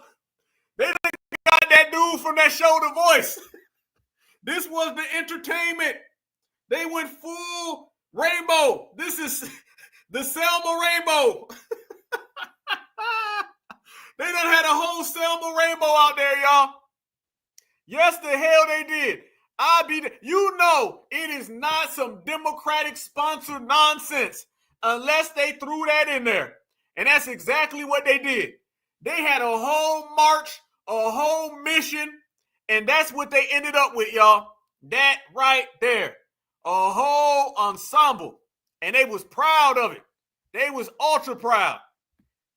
I'll be damned. Look at it. Look at this. I ain't lying, y'all. Look at this right here. Old boy showed up. He sang him a little jingle, and the Democrats was happy as hell. This is who's representing the Selma March. I don't even know this dude's name, but I guess he was on the show The Voice, and I guess he's kind of moist. He was Voice. He was the winner of The Voice, and he hella moist. I'll be damned. This is what they had. This is what they had as their entertainment down there in Selma. Down in Selma, they were singing songs. They went from Negro spirituals to rainbow spirituals. They went to fruit by the foot spirituals at the damn Selma event. That's what they was up to. Black folks ain't give a damn about none of that. One black person out there saying, man, I know what we need to do now. We need to make it down to Selma. No, it's just, no one cared. No one cared. And by the way, look who was out there as well. Let me show y'all who else was out there.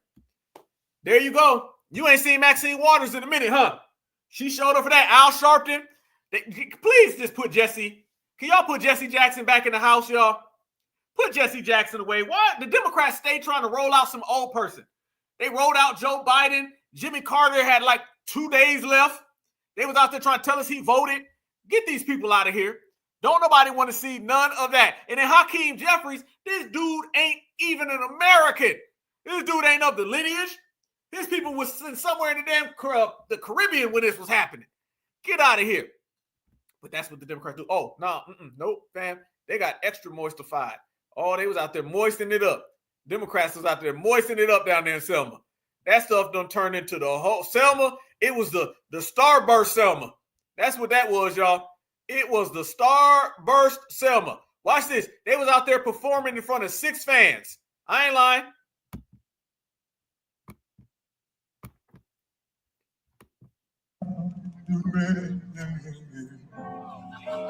Come back and bring back the smile. Look at this. Take these tears away. 6 people. I need you. So why is he singing to a kid? What the hell is he singing to a kid for? To hold me now. Nice, so I love you and kind. Bring back those nights. Look, they go to OW, lady. They hugging, folks. Look at this. Oh, it got worse. Say it with me. I am a revolutionary. I am here to pay tribute, to commemorate the sacrifices of John Lewis and those who marched across the Edmund Pettus Bridge on March the 7th, 1965. It is not about me. It is about them. Just when you thought it couldn't get any more moist. Who is this guy? I don't even know who this dude is. Who is this dude? What? I don't know what he said. I am a revolutionary. Of goddamn Skittles, maybe. That's about it. All right, 2025, Selma, Alabama. And if you watched my video yesterday, you heard the young man talk about a golf course. A golf course that is in 2025 still segregated. You said, hey, somebody in the chat said Bussy Rodman. So, you know what I'm doing? I'm coming out to the Selma Country Club, founded in 1923. Yeah, let's talk about it. So, I'm about to go. And like I say, we're continuing our coverage. We're going to bring you the one, the only, the incomparable Joy Reid. What? Excuse me. Whoa, can't be. We love you. Don't tell me Joy Reid's there. No way. You lying. You lying, Rodman. Hell no. This is Rod Man. This is not Rodman. This is Rod in Man. Watch this. You got it? Yeah. Yeah. Oh, we got All right. to be quick. We got to be quick. Whoa! No, I think. No, I'm good. Joyless Reed, where you been? You know it ain't a tether Democratic shield rainbow Selma unless Joyless Reed showed up. Eyes bees damn. Joyless Reed done came out of hiding so she can go down there to Selma Skittles edition. Video. Yeah, this is going on TikTok. This is TikTok. TikTok. There's the one, the only, the incomparable Joy Reid. We want to say to and we'll. Who wore it better? Who wore that head better? Well, hold on, dude in the back. I didn't even see him. Look at it. 1, 2, 3. 1, 2, 3. They done showed up down there, balled it up. Both of them. They got the connection. Bing, bing, bing. If you don't get out of here. Don't care where you go. Thank you. We follow you. I appreciate you. We follow you. I love and appreciate love it. I follow you on TikTok. I got 1 million followers too. So you follow Okay. me back. All right. T. Nathan, the Savage Loki. The Savage Loki is. All right. Follow yeah. back. Yeah, she following back. And we are the hell up out of here. Hell no. Woo! Fam, that was just terrible. That didn't look like nothing anybody wanted to go to. Didn't nobody want to show up to none of that. That wasn't moving the crowd. They was out there performing in front of 6 people. Nobody was interested. None. That was just a terrible, terrible thing. A very, very terrible thing. You know what I'm saying? But, you know, that's what happens. Oh, by the way, let me show y'all this. I got some receipts of some stuff that was going on there. Y'all look at this, by the way, too. Y'all look at this. Let me show y'all some of the exciting events that they had down there, y'all. Look at this. Do y'all know they had this whole event? And look at this right here. This right here, fam. They had Heal the Moment. It begins at National Voting Rights Museum. Contact Reverend Kenneth Sharpton, Al Sharpton's brother. Al Sharpton out here trying to plug his brother in with this whole movement. And fam, they was charging money. They was charging money to go to this thing. They was dead up, literally charging money for this. People was out here trying to come out of pocket for all of this nonsense that they was out here doing. Brothers and sisters weren't on any of that. No. They really were trying to make money doing all of this Selma stuff. Fam, this was beyond pathetic. Beyond pathetic. Let me show y'all this as well. Look at this. Look what else they got on here. Look at this. Boom. What do you see right there, y'all? Introduction into the Hall of Resistance. Location. The Ancient African Enslavement Civil War Museum. You see? You see what they was doing right there, right? They was doing all this little tricky language, trying to spin things around, trying to twist things up so they can try to Africanize us in the process of trying to fruit by the foot, FBA. That's just how they roll. And we ain't rolling with them. You know what I'm saying? We ain't rolling with them. We ain't rolling with them. We ain't rolling with them. So they got a hard time and a difficult time trying to crawl out of that one. And be honest with you, family, there ain't no way. There ain't no way. And I want everybody to notice, this was the most little fanfare I've ever seen. Fam, last year when Kamala went, I think Kamala went last year, there was like 5 cameras. Now there was 1 camera. Nobody gave a damn about this event the same way nobody gave a damn about anything that the Democrats were doing with the Black Lives Matter situation. So what you're seeing, family, as I proceed, what you're seeing is nobody gives a damn. You're not seeing anything in terms of the Democrats gaining any traction. They had the Bloody Sunday. Nobody gave a damn about that. All right. No news even covered it. Then they had the Black Lives Matter. Nobody even gave a damn about that. Nobody covered it. This has been the most silent affairs of the Democrats. And the reason why it's been so silent is because they cannot get FBA on board. Since they can't get foundational Black Americans on board to fall for all of that, they don't know what to do. They stuck right exactly where they are because FBA is moving ahead. FBA is moving forward. FBA is moving on our time. So gone are all of the trickeries and all the tactics they would use to try to fool us. In is a new era and a new wave of FBA doing it our way. Fam, that ain't it. Let me tell y'all. Let me see if I can pull this up right here. Let me tell y'all right now. When I say these people is in trouble, When I say they're in trouble all the way, I'm talking about deep, deep trouble. The Democrats don't have nothing that's working. First off, I just want to say hello to Cake Soap one more time, one more again. Okay. But fam, when I say these people are in deep trouble and there's really no way out, this is going to be there's no way out of this episode. All right. There's no possible way that the Democrats can get out of it. You got Cake Soap right there. We've already talked about Stacy Abrams. Okay. That's Miss Cake Soap right there. You got Stacy Abrams. The Dems are in shambles. They're shook. They're broke down. It's just a bad, bad day to be a Democratic shield anywhere, right? Big problem for them, though, that we've been highlighting and everyone has to understand is that when they ran out of all tactics, because that's what they've been doing, they've been trying to conjure up some type of civil rights movement, all right? Think about this. They used that Al Green guy to go out there and crash out. That didn't do anything for the Democrats. Then they try to use this Selma. That didn't do anything for the Democrats. Then they use Black Lives Matter. They're dusting off all their old tactics and nothing's worked at all. Good. That's why they finished. Let me show y'all this right here, though, y'all. Check this out. The next individual on the list is Maxine Waters. Maxine, bring your ass to the stage. People got some questions about your money, and they getting closer and closer to Maxine. So that is, by list, Jasmine Crockett. They done pulled out the paperwork and the receipts on her. Checkmate. Then on top of that, you got Stacy Abrams. Pulled out heavy receipts on her. Then on top of that, you got Maxine Waters. She's been the loudest one.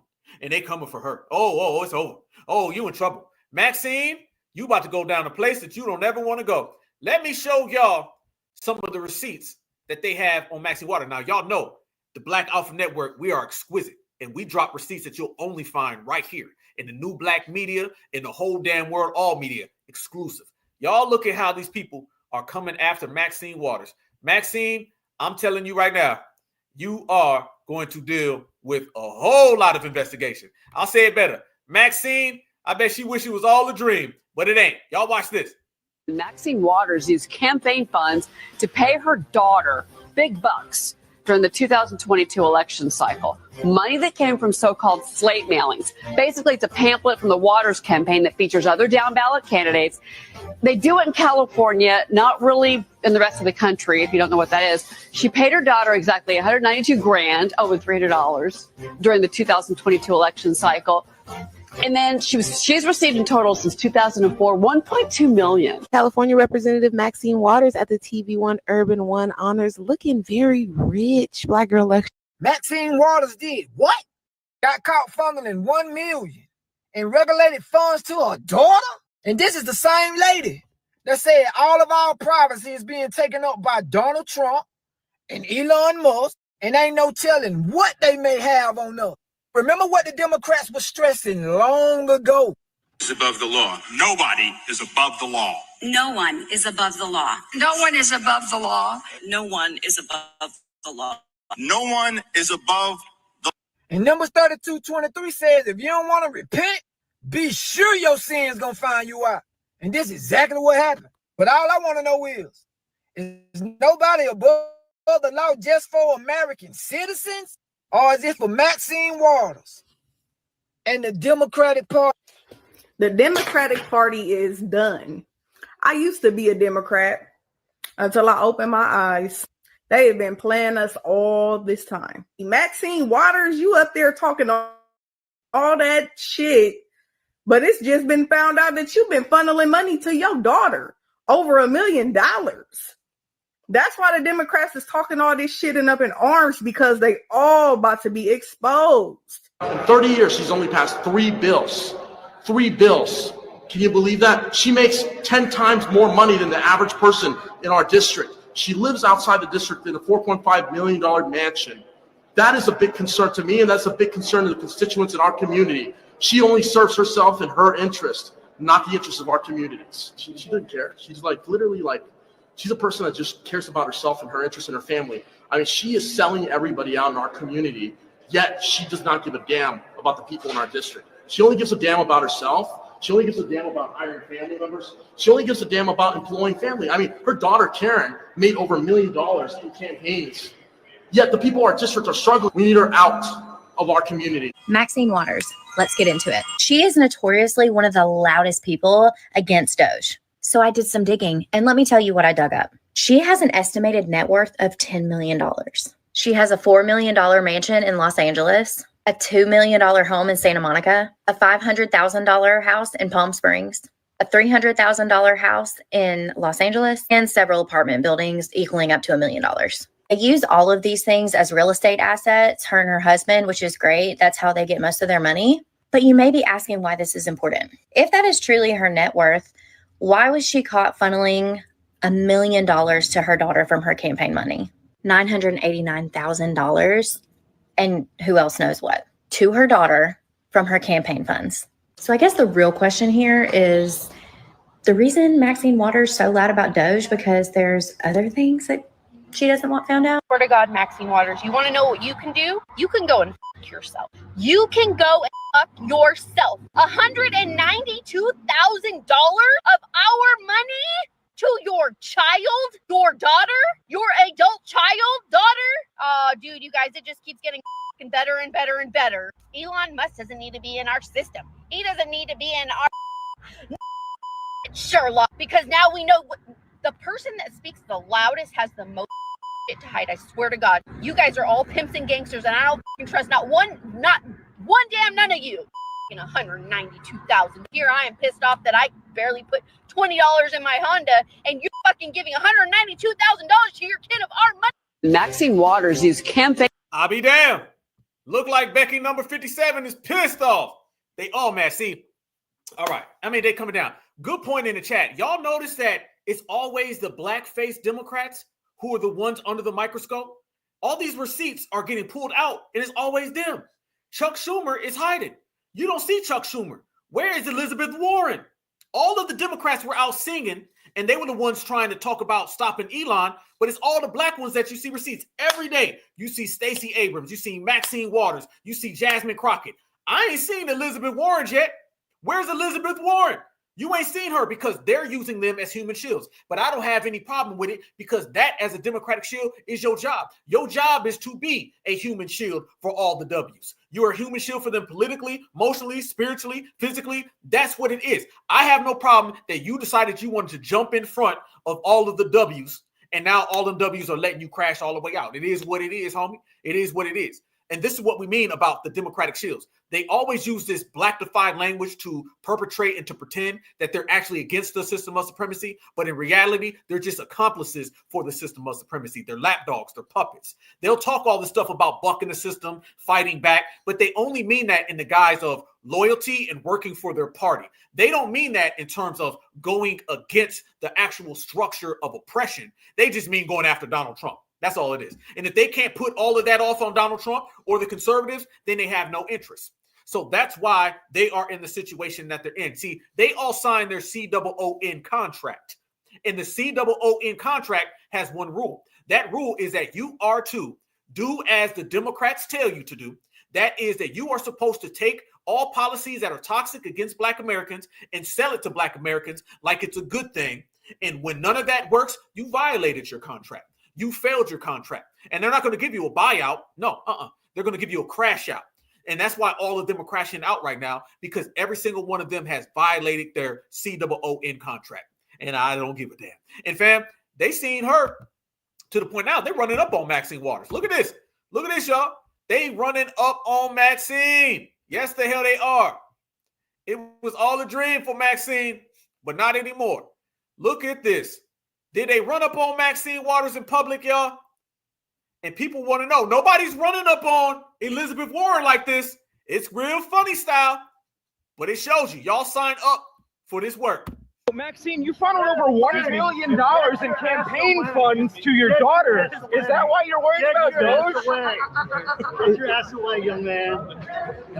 I wouldn't touch her. I'll press charges. Oh, yeah, we'll press charges on you. But I'm just, I feel like that's a pretty fair question. Why are you so worried about DOGE? You're pushing me. Why are you so worried about DOGE? You're pushing me. Don't touch me. DOGE has a very high approval rating amongst the American people. So what? You don't like the will of the and campaign funds to your daughter. Is that why you're worried about DOGE? Get your ass away, young man. Yeah, I wouldn't touch it. I'll press charges. Oh, yeah, well, that's just on you. But I'm just, I feel like that's a pretty fair question. Why are you so worried about DOGE? You're pushing me. You're pushing me. Why are you so worried about DOGE? You're pushing me. You're pushing me. You're pushing me. DOGE has a very high approval rating amongst the American people. So what? You don't like the will of the people? Maxine, you funneled over $1 million. Going on, fam. But watch this. Maxine has been very spooked lately because she been out here yelling, talking all kinds of stuff. She don't want them paychecks to come back. Turned it over to him, and we don't know everything that Elon Musk has done with his high technology ass. We don't know what he's been. Did she say with his high technology ass? What? What kind of insult is that? Turned it over to him. And we don't know everything that Elon Musk has done with his high technology ass. We don't know what he's been accused of by some as it may relate to the election. But we're not going to give up in investigating and finding. Turned it over to him. And we don't know everything that Elon Musk has done with his high technology ass. We don't know. I've never heard that one. That's up there with Musty Moo Moo. Yeah, you're right. She's splaining, ultra splaining. She damn near glitching like Stacy Abrams. Hell no. She said, we don't know yet what Elon could have done with his high technology ass. That's all she could come up with. High technology ass. I'll be damn. She mad as hell, ain't she? Yes, she is. More though. But remember, y'all, this was the same Maxine Waters that was out here doing this. Trying to insert all of these people. If you want to know why there's no capes again for these Democratic shields, is because one, they are going by and abiding by their COON contracts. And as well, these are the people who've been trying to undercut us. For today's Treasury's Freedoms Bank Forum and morning's panel entitled Scaling Underserved Businesses Through Capital and Ecosystem Support, to discuss the progress that's been made to deliver capital and technical assistance to help underserved businesses. Y'all, go ahead and keep count yourself. How many times she dances around saying Black Americans? Connect with customers and market opportunities. As everyone in this room knows, small businesses, including minority and women-owned businesses, are the backbone of our communities. That's why I've worked so hard, both as previous chairwoman of the Financial Services Committee and now as the ranking member, to ensure that they're supported. Through Black banks, such as Freedmen's Bank, they were basically established post-Civil War to help formerly enslaved persons navigate their financial lives. These institutions were short-lived. Today, minority depository institutions that are serving descendants of enslaved people are closing at an alarming, rapid pace, leaving these communities with less access to banking services. As we all know, community development financial institutions and minority depository institutions have a long... This is at the Freedmen Bank Forum, y'all. This ain't at the Minority Bank Forum. This isn't at the People of Color Bank Forum. This is why we don't give a damn about her coming down. On track of basically supporting minority and women-owned businesses. That's why in December 2020, I worked with Senator Warner and other colleagues across the aisle in the House and the Senate to secure an unprecedented $12 billion in capital investments. Whoa, that sounds a hell of a lot like Stacy Abrams, don't it? Fam, you notice they're always getting these $12 million, $2 billion, $4 billion to insert it in undesirable areas and to serve underrepresented communities. But nobody ever sees it. See? She out there snitching on herself.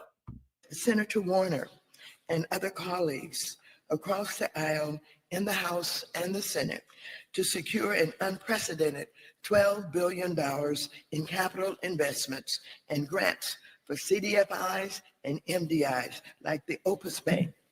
And this was to allow them to expand and provide the support that all communities deserve.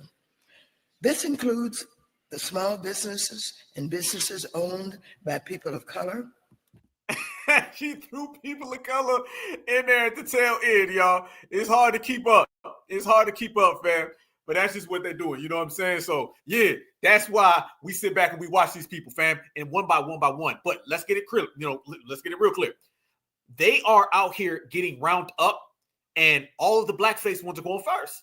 All of the blackface ones are going first. You're not seeing these other people from these other communities going first. You're seeing the blackface ones go first because that is their job duty. And they've been getting those kickbacks. See, like I said, when you sign that COON contract with the dominant society, you are the person who's got to jump in front of the line when things go bad. And right now for the Democrats, things are going bad. They're going so bad that people are out here actually admitting it. So when she sits there and talks about the people of color and this community and that community, she knows what it is. She knows her days are numbered.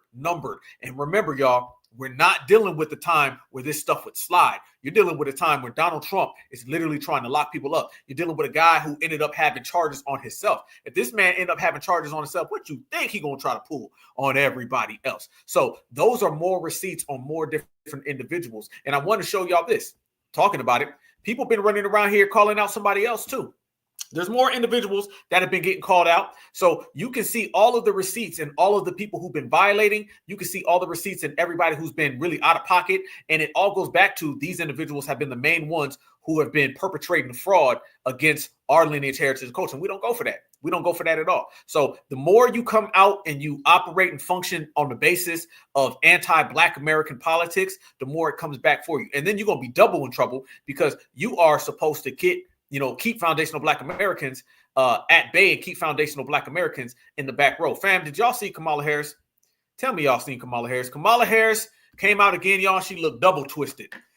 Kamala,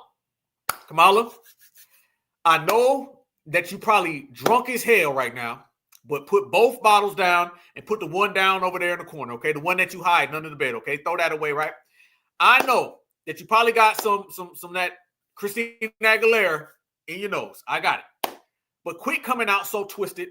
Fam, Kamala done came out, and I'm telling y'all right now, Kamala was bulldozed. Bulldozed. And not only did Kamala Harris come out and start talking, Kamala Harris came out and she started speaking about nacho Dorito chips. You can't make this up. You cannot make this up, fam. I know it sounds funny. Bear with me. But I'm telling you now, Kamala Harris came out and she started talking about Doritos. This is how twisted this woman is. This woman literally thinks that she's going to mention Doritos. Doritos, yes. She thinks mentioning Doritos is something that people are going to be fond of. Kamala was split to the tip, annihilated, all the way broke down.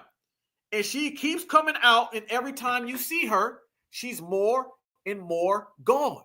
Kamala's sitting here twisted. Let me show y'all. That was just the setup. Let me show y'all the real thing.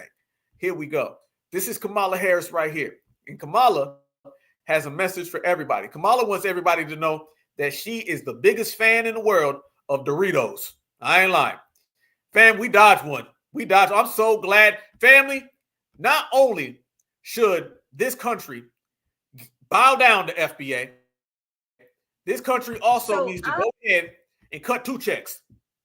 They need to cut the check for reparations for us building this country, and they need to give foundational Black Americans another paycheck for stopping Kamala from ever winning presidency. Because if this was your president, you was going to have a hell of a hard goddamn time. Y'all look at this. Kamala came out drunk again talking about Doritos. I was willing to give up whatever might be the tracking of Kamala Harris's particular fondness for nacho cheese Doritos for the sake of getting a big bag of Doritos as I watched the Oscars. That's the consumer behavior. And that's right, but here's the thing. I told y'all, she talking about Doritos. So I was willing to give up whatever might be the tracking of Kamala Harris's particular fondness for nacho cheese Doritos. Harris's particular fondness for nacho cheese Doritos. Particular fondness for nacho cheese Doritos. For nacho cheese Doritos. Nacho cheese Doritos. Nacho cheese Doritos. For the sake of getting a big bag of Doritos as I watched the Oscars. What the hell was that? What did she just say? Did that make any sense? Yeah, you ain't like she glitching. She glitching crazy. Yeah, that whiskey. She on that whiskey. She on that collard green whiskey. Hell no. This woman out here talking about nacho cheese Doritos, y'all. And said it like it was a flex, too. Said it like everybody was listening. Every time you see her, she's more and more drunk. I mean it. Yo, I'm serious. Like, people be thinking we be clowning. You know what I'm saying? They think we be joking. Every time you see Kamala, she's more and more drunk. She's more and more wasted. She's babbling further and further. The last time we seen her, her left leg kept like doing it like she couldn't even stand up straight. Her husband's trying to hold her, he's sitting in the background. I mean, damn. Get a grip. Get a life, Camilla. You're going to need a whole intervention from the Democrats. But who knows? Whatever. There's another individual, though, fam, that's going to need some more help.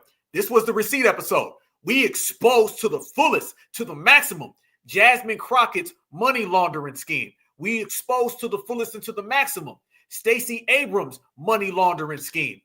Maxine Waters funneling money to her child. There's somebody else that wants to say hello. Remember this person was running around here talking like they was blackity, blackity, black? Now, family, y'all all say, what up, though, to AOC. AOC, people got some questions about some of your behavior, some of your ethics. See, what you wanted to do, you wanted to come up in here and be the Latina that stood next to black folks who used a black scent that talked like us. She was doing that same Kamala. She was doing the same thing. But now y'all want y'all to see this right here. They coming after her the same exact way that they coming after everybody else. Times is about to be hard for you. And be honest with you, her case may be the most severe. This feel like people's court, y'all. I done put so many receipts on the table, so much criminal activity, so many documentations about these people's bad, poor, ethical behavior. Somebody gonna go jail. We're gonna be right here reporting it when it happened. In the meantime, in between time, I want y'all to see the streets are talking about you, AOC, and they want to know why you were hiring a whole bunch of non-American citizens. Watch this. AOC got a lot to say about Elon Musk and DOGE. Check this out. DOGE did not exist 2 years ago. 19-year-olds were not raiding the Treasury 2 years ago. People who have no idea with medical background have not been hauling in and creating kangaroo courts for scientists to dismiss them 2 years ago. That started happening now. Elon Musk is not a scientist. He is not an engineer. He is a billionaire con man with a lot of money. Elon Musk is now calling for the investigation of New York Congresswoman Alexandria Ocasio-Cortez. Today on Twitter, Musk called to investigate AOC. Spicer claimed that AOC had an undocumented migrant as a campaign aide and that AOC used her position to get him a social security number. Elon Musk is now calling for an investigation into Representative Alexandria Ocasio-Cortez. Elon Musk is asking for AOC to be investigated. Let's do it. Let's do it. Let's investigate AOC. Okay, I'm sure we'll find so much. There are no good people left in the world. I want to be the last one. And that's the ethos every single one of us can take. AOC is having a tough time following the law these days. She just got caught with an illegal hiring scandal, and it's exploding on the internet. AOC knowingly put an illegal alien, zero work papers, pure lawbreaker, on her payroll as her chief of staff. And this could land her in jail for up to 6 months. She violated, straight up, 8 USC section 1324A. And this is the federal law that bans this exact thing. Now, she could also face $16,000 in fines. What's crazy is that she just got caught and is now being investigated for aiding and abetting illegal aliens, helping them evade ICE. And now this. This is what her chief of staff looks like. Say hi to AOC. AOC got a lot to say about Elon Musk and DOGE. Yep. And we got a lot to say about her because we got some receipts on her family. We only put the receipts on table. See, one thing we don't do. Let me tell y'all how it go, how it is, what it is. Appreciate all the comments, all the love, man. We own it. What we don't do, we don't just sit here and talk about, man, they're going to get investigated. Watch them get investigated. It don't mean nothing if you ain't got the receipt. If you ain't got the receipt and the documentation, it don't mean a damn thing. We got the receipts and we got the documentation about all the criminality that's going on with these people. And let's go there to AOC. AOC was running around here. Remember, y'all, she was telling everybody to evade ICE. Remember that? And remember, Tom Homan came out. Tom Homan was like, what? She need to go to jail for that. Here we go. We're going to go down a little list of how she's been functioning, how she's been moving, and then we're going to highlight the very fact that she thought it was sweet in the streets, and now she's finding out that it's not. What they say, it's all good till it isn't. Well, guess what? It isn't good for her right now. Remember when she was going around and she was telling people how to get away from ICE? Okay, well, watch this, fam, and watch how it turned out. Principle number one in what you can do is that when one of these things comes to your backyard, you can resist. And what that happens over millions of people is that you generate enough friction that they cannot go as fast as they want to go, okay? So I'm going to give you some examples that have already been working. Let's start with immigration and ICE. When people say, what can we do? In my community, we are a heavily immigrant community. ICE raids deeply affect and disrupt our community. So, number one, if you live in a community with a lot of immigrants, know your rights. That's one tangible thing you can do that I want you to do. And that means know your rights if you are a US citizen as well. Okay? Here's one way that we're going to create some friction in this system. Create friction in the system? Sounds like you're trying to tell people how to get away with a crime. Sounds like you were doing the same exact thing that Jasmine Crockett was doing. Sounds like they are all anti-American. Very, very funny, right? Okay, well, right after that, Tom Homan came out, and Tom Homan called her out for that type of behavior. This is what Tom Homan said about her doing all of that nonsense. And by the way, again, fair use, fair use, fair use. Watch Tom Homan respond to how Jasmine Crockett was telling people to get away from ICE agents. Continue to remain in the country and ultimately game the system. And I sent an email today to the Deputy Attorney General. At what level is that impediment? Is that impediment? I'm not an attorney. I'm not a prosecutor. Is that impediment? Is that impeding our law enforcement efforts? If so, what are we going to do about it? Is she crossing the line? So I'm working with the Department of Justice and finding out where is that line that they cross. So maybe AOC is going to be in trouble now, but I need the AOG to opine on that. But because there's impediment, it's impediment in my opinion. I'm not a prosecutor, but we need some further guidance on that. But again, if we have to take every federal dollar out of the city, we'll do it. I mean, we're done. This is about public safety. This is about community safety. Knowingly releasing the public safety back in the public is just stupid. You're putting the public at great risk. You're putting our officers at great risk. You're even putting the illegal alien at great risk because anything can happen on arrest on the street. So we just want to make common sense. In sanctuary cities, they want to step aside. We're coming. We're going to do it for you. If you don't want to make your community safer, President Trump's going to.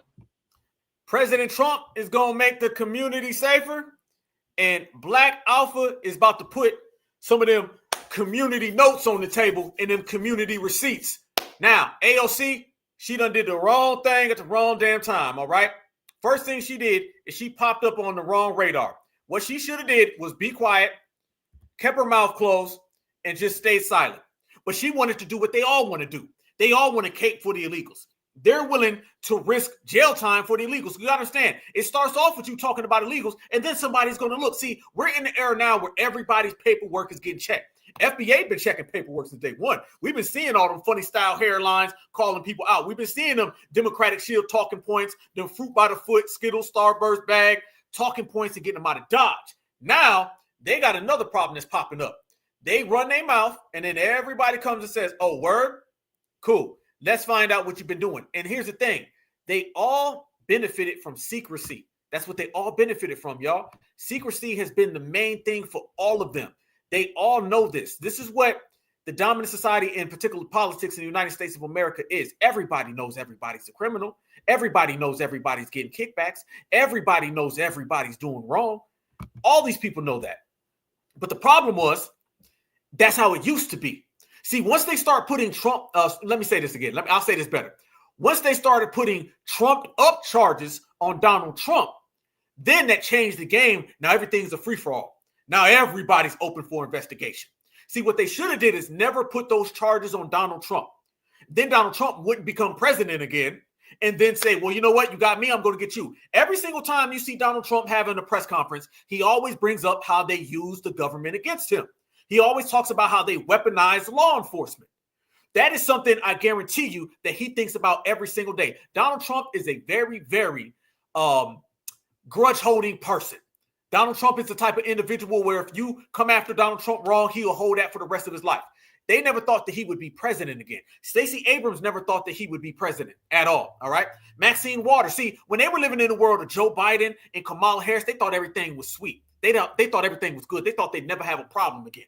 Now they're finding out that they all got problems because Trump is back in town. And now it's open. See, there used to be this little secret, an informal agreement amongst Republicans and Democrats. You do your crime on the side, I do my crime on the side. You get them little kickbacks over here, I get them little kickbacks over here. Don't ask, don't tell. You don't say nothing, I don't say nothing, we don't say nothing. But when they try to say, well, Donald Trump did this, Donald Trump did this, also they can stop him from becoming the president, he said, well, that's the game y'all want to play, then I'm going to play the game too.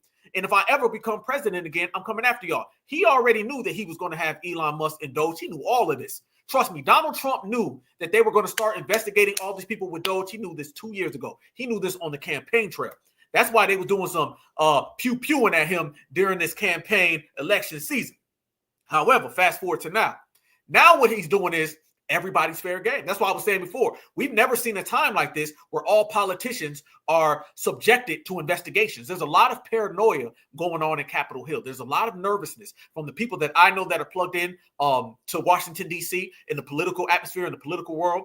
They're all saying no one knows who to trust. Everybody, because the person standing next to you may be the person that sells you out. There's a lot of people talking, a lot of people selling each other out, and all the blackface Democrats, nobody's gonna come and save you. You're gonna be the first ones to go. That's why you're seeing them all to go. You notice that, and that's what's happening right now. So you're watching them all fold, watching them all, go down. And by the way, real quick, shout out to Mama Breeze. Peace and love, peace and love. Shout out to Mama Breeze. Much respect.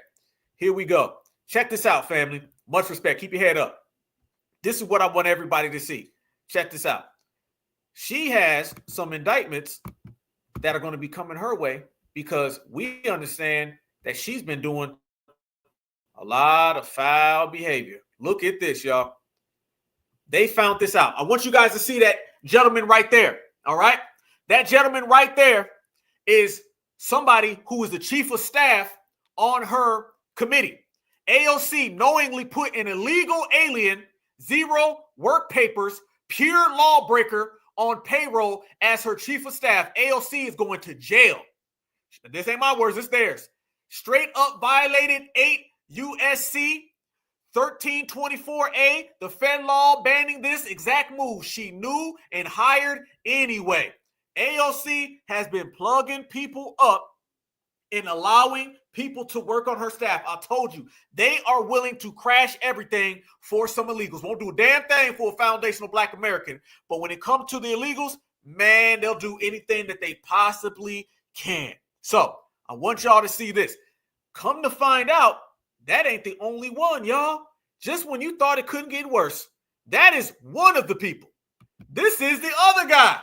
Look at this guy. This is a whole nother illegal. Fam, it's about to get worse. I saved the best for last. AOC, the one who had to open her mouth and say, we going to let the illegals come on in. Y'all run. I'll tell you where to hide. Run across the street from the Winn-Dixie, down the block from McDonald's. If y'all go 4 houses up from Walmart, there's a little cabin that y'all can hide in, and it's got 22 legals in it, and you can be the 23rd. Okay, well, all 23 of them in your ass about to go to jail. You knowingly hired an illegal. You violated known laws. straight up and down.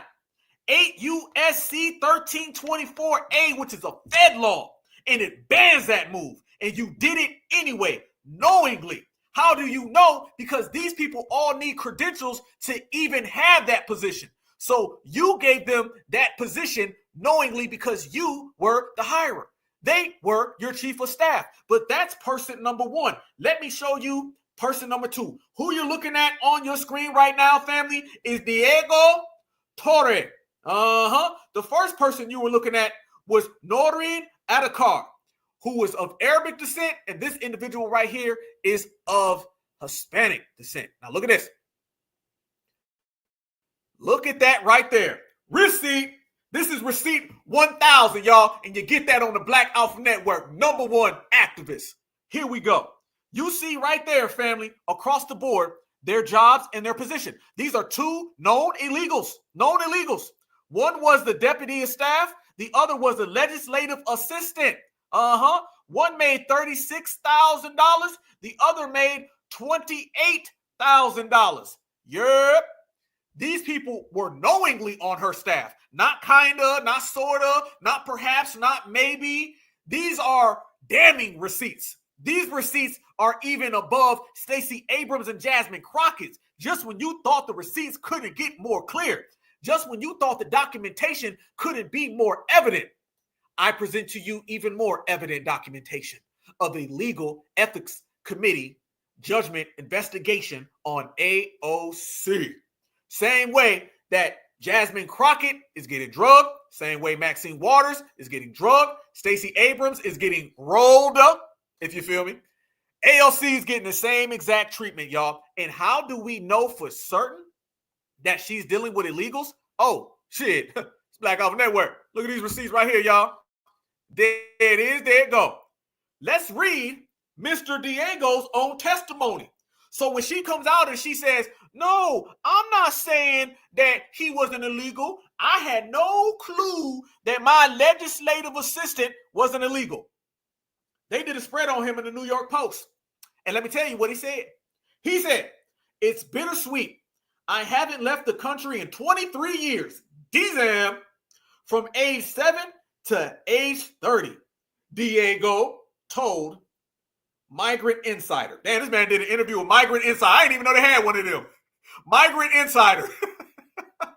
They got the Fleer Chronicles next. The Tether Digest.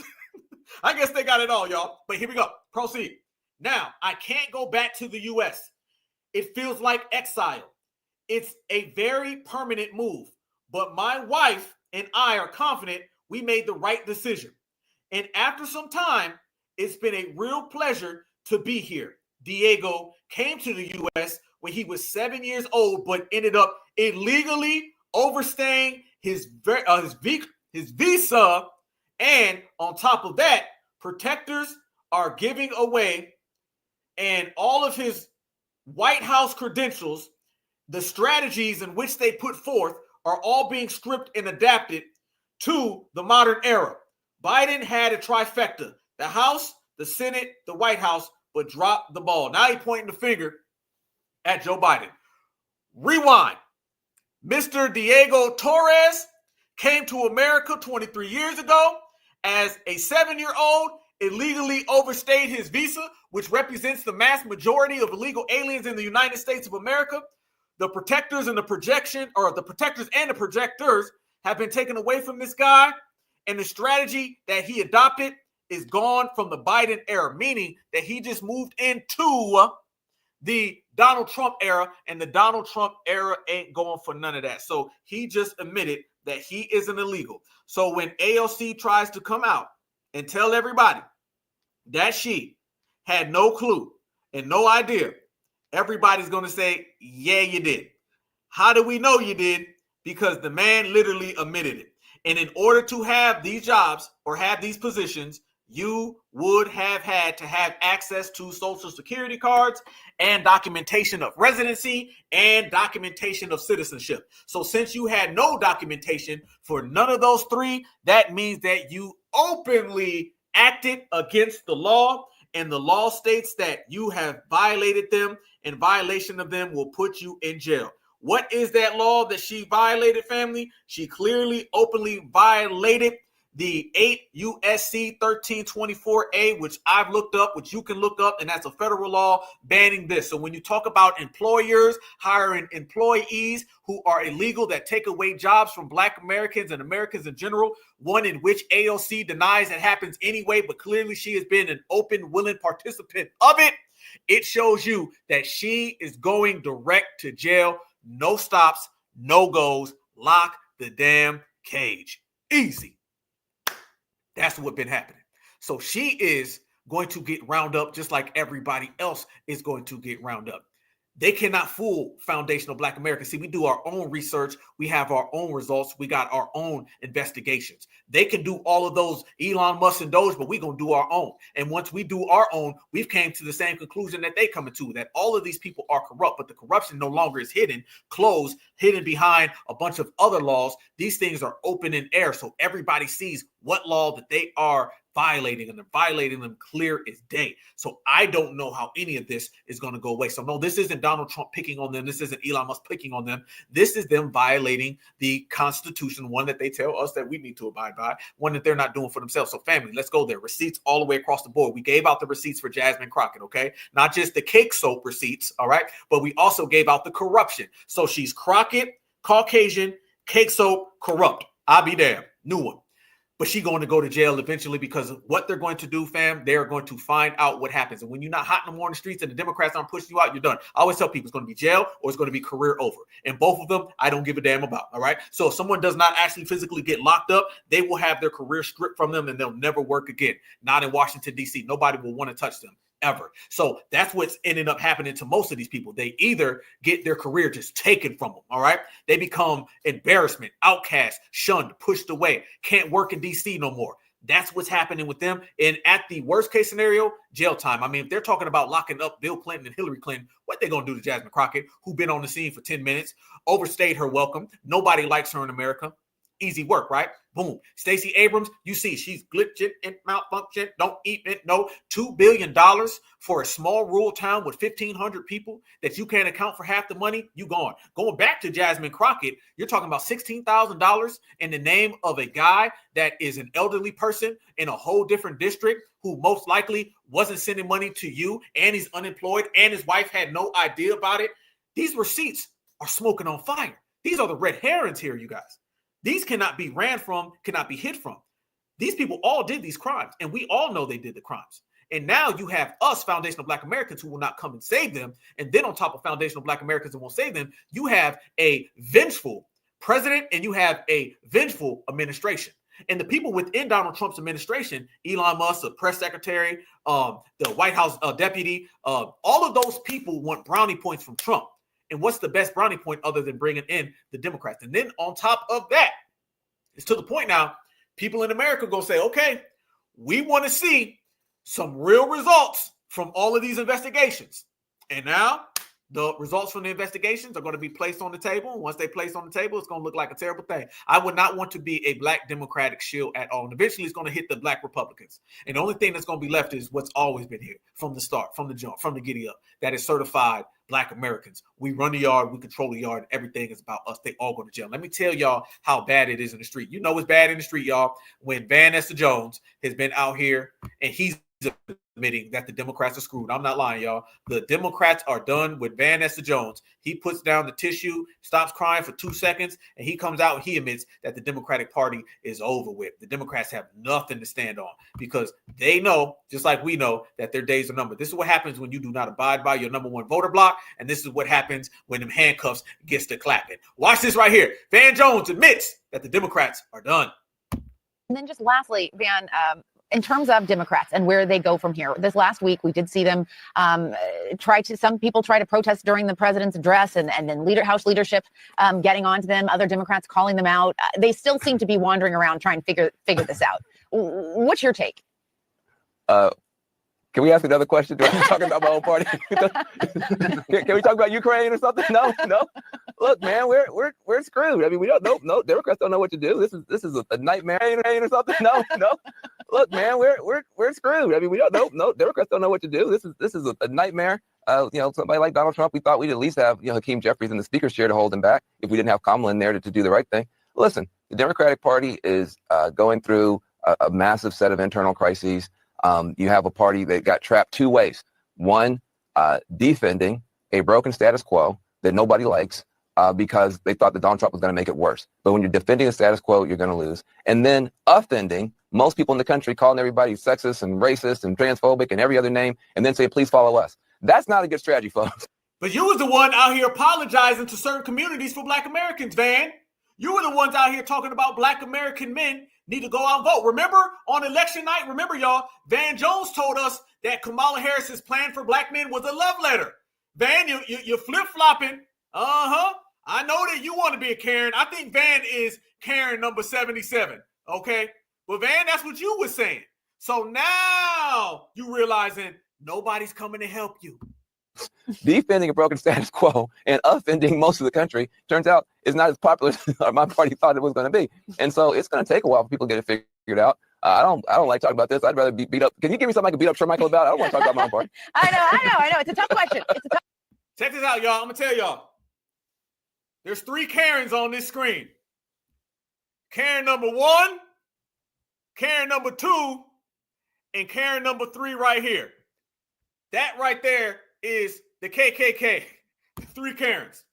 Democrats are done. Van Jones knows it. Everybody knows it. We're watching right now the fall of the Democratic Party. The establishment is falling. They are a leaderless party.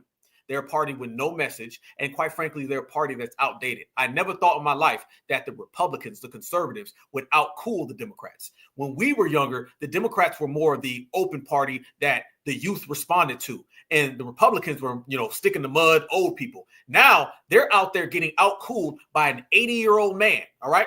Donald Trump is 78, 79, 80, close enough. And he's out here looking more authentic and more cool than the whole Democratic Party. On top of them being leaderless with no message, they have no future. Their future is over with. All right. Current boss is done. Gavin Newsom is done. And so is everybody else. Joe Biden, gone. Nursing home. Kamala Harris, she drunk talking about Doritos. All right. What are the Democrats going to do now? And foundational Black Americans, I'm telling you right now, we do not vote for that party like we will not. That party is over with. And this is how we go and get our business popping, get everything moving. And let me show y'all how done they are, okay? How done. People are out here literally roasting the Democrats in every aspect. I mean, you name it, they're getting roasted. I mean, you can't even come up with some of the stuff that they're doing. I mean, they're out here making videos. They're out here dancing, moving around, shaking and moving. I mean, it is absolutely pathetic. But that is what they feel is the way to go. And that's what they feel is what they want to choose to get the message across, and nobody's going for it. Look at this, though, fam. People are clowning the Democratic Party for some of their real fraudulent, funny style behavior that they've been doing. I want y'all to see this right here. They're literally getting made fun of by everybody, and you can't help it but to laugh because we're the ones who made them crash. Fair use. House Speaker Mike Johnson, you may or may not have seen it. These are Democrats who are choosing, it's called Choose Your Fighter. And this is their effort to win back young people. And one thing I wanted to ask you about, and people don't know this, you've been talking to influencers, to these TikTokers, to these social media individuals. I know this because my sister has had several meetings with these other influencers with you. And I was very impressed that, this effort isn't just coming from the president of the United States saying, hey, there's podcasts out there I need to get on. It seems like even in the House of Representatives, you're focusing on reaching young people. Yeah, we are. And your sister Ryan's fantastic. And she joined a big group just yesterday. I think it was 2 days ago. I was visiting with them. We bring them in and we sit down and have authentic, real conversations. We don't do dance videos. It's ridiculous. I mean, that is so cringeworthy. To Democrats, most Democrats now, real conversations. We don't do dance videos. It's ridiculous. I mean, that is so cringeworthy. To Democrats, most Democrats now, politics. Dance videos are what the Democrats are providing to the American people. And I'm going to show y'all some of the videos that the Democrats have been doing. No policy for the number one voter block. Don't even want to talk about policies for the number one voter block. No, they are the TikTok Democrats, and they're out here politically catfishing. Yes, they are political catfish, and they truly, genuinely, sincerely believe that what they're doing is going to gain them votes. I'm here to let everybody know it ain't.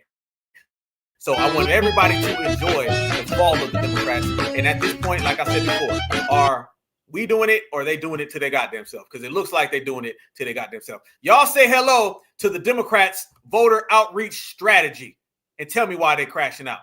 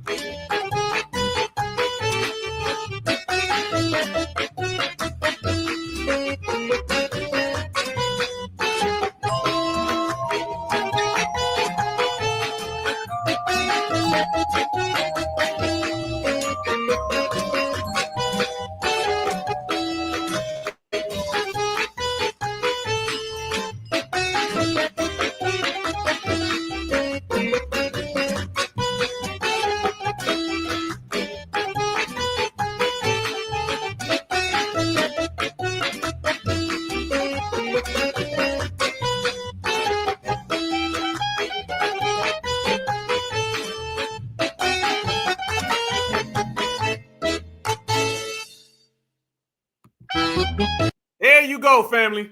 That is the Democratic Party right there. A bunch of dancing around, a bunch of fooling around, a bunch of goofing around. And they ain't getting nothing done. Do you want to be associated with that, y'all? Does all of that tap dancing buffoonery have any place in foundational Black America? Are these going to be the people that are in control of our reparations? Are these going to be the people who are in control of our money? The answer is hell no. Leave that plantation like we have and never come back. Never, ever. So no, FBA are on our way, and our way is not the Democratic way. This is what we're talking about. So for the people out here still begging, still asking, still pleading, still hoping that the Democrats come and save them, Democrats can't save their goddamn self. And that's a good thing because we put them there. FBA always wins certified all the time. And certified Black society have made absolute embarrassment out of the Democrats. To where the point, fam, they not no more just broken. They're not just shattered. They're destroyed up. And foundational Black Americans are the ones who did it to them. So yeah, absolute joke. Yes, clown show all the way. They out here making TikTok videos. They making TikTok videos and really think that's something that is going to save the day. That is not going to save the day. That is not going to help. It's all over. And speaking of things that are not going to save the day, I need some help on this one, y'all. Somebody tell me right here. Some people have issues and then they try to like save themselves. Y'all let me know right now what this man is trying to do because I need some real FBA help. And yes, petty alert. Tell me now, y'all. When people try to get help, what's this on this man's head right here? Y'all tell me, what is that? Is that spray paint? Man, somebody help me right there. I'm having a difficult time trying to figure out what this man has on his head. He needs more help than the Democrats. This man got tar on his head. Who put this here? Family, it's very, very diabolical and spooky in these streets. You got the Democrats out there TikTok dancing. You got Jasmine Crockett out here looking like Sammy Sosa. And you got this man out here with black spray paint on his head. Stay FBA, stay certified, and stay the hell away from these people, y'all. Because they trying to paint hairlines on here now. I never thought I'd see the day where folks are trying to paint hairlines. That's a damn shame. Damn shame. Enjoy what you got. Yeah, shoe polish. My sister tell me shoe polish. Yeah, that man got motor oil. Charcoal. Y'all cold as hell. Damn. Shoe polish on there. That man got a shoe polish fade. He got charcoal fade.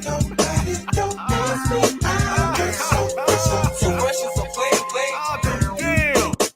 What the hell is this? This man, hey, he out there acting like ain't nobody gonna see it. He like, I'm good. I'm straight. I'm good to go. I remember the days when folks used to paint it on. This man getting his stuff sketched on. They done dip that in some damn some oil. This man got an oil fade.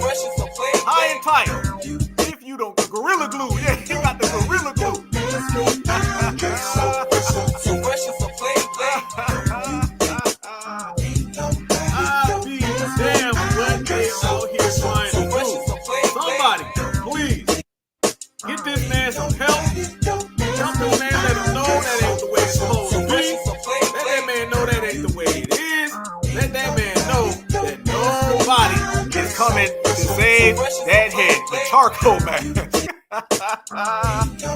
I be damn. Petty alert, petty alert, petty alert. There it is. Fam, let me tell y'all, let me show y'all, let me represent to the maximum, to the fullest, to the fullest, to the fullest. All right? This is what it is, fam. We have been our foundational Black American exceptional selves. We have ran everybody out of the paint, and it's to the point where there's nobody left. We are the ones running everything. We're the ones running the show. We have been our exceptional foundational Black American selves. We have been certified on the time. But this right here shows you what it is. Certified Black society, our activism, our approach is A1, on point, mission accomplished. We understand the agenda and we're getting it. Nobody's moving like us. Nobody's moving at this pace. This lineage is extra strong. This lineage is getting stronger by the day. All you got to do is look at how we've been exposing people, how we've been handling people, how we've been dealing with people all across the board in every single spectrum. If you got a political problem, FBA's on it. You got a social problem, FBA's on it. If you come at foundational Black Americans talking any type of babble or anything that quite frankly doesn't line up with what we say, we're getting you out the paint. This regulator season, and all the regulators are out. So nobody's going to get past us talking anything that isn't purified. We are the purified ones. Everybody else is just messy. So all of them people over there who are messy, we're putting them in their roles, and their roles are one that they can't stand next to us. You cannot stand next to foundational Black Americans trying to get help. You cannot stand next to foundational Black Americans trying to get assistance. You cannot stand next to foundational Black Americans winning. There's only going to be one winner in a whole world full of losers. We're on the winning side. They're on the losing side. So they better get used to it because it ain't changing. We're here to stay. That part. Fam, check this out. I want to show love, show love, show love, show love. This is what we're going to do right here on this beautiful foundational Black American Tuesday. I want everybody to understand. Please send me all of your family. Please send me everybody. Let me know where you're from, what city, what town, what state, what region. That's what I love. That's what I love. That's what I love. This is a new segment that we are running right here on the Black Alpha Network, and we are cooking up a lot of great things, family. When I say we're cooking up a lot of great things, we are cooking up a lot of great things. But this segment right here is Foundational Black American Family Tree. This is where we are going to highlight our own. We're not going to wait for somebody to highlight us. One thing for certain, two things for sure, is that you're going to have all of these people out here, and they are going to try to muddy the waters. They're going to try to hate on FBA. They're going to try to stop foundational Black Americans from doing what we have to do. But that will not go. We are going to represent our people. We're not waiting on anybody to come to us. We're not waiting on anybody to assist us. We are the winners. We are the ones holding it down. We're the ones representing. So we're going to show love to our own FBA family tree. I don't give a damn. I don't need your Black History Day. I don't need your Black History Month. I don't need your high fives and your hugs. None of that. Everything we got is right here in the house.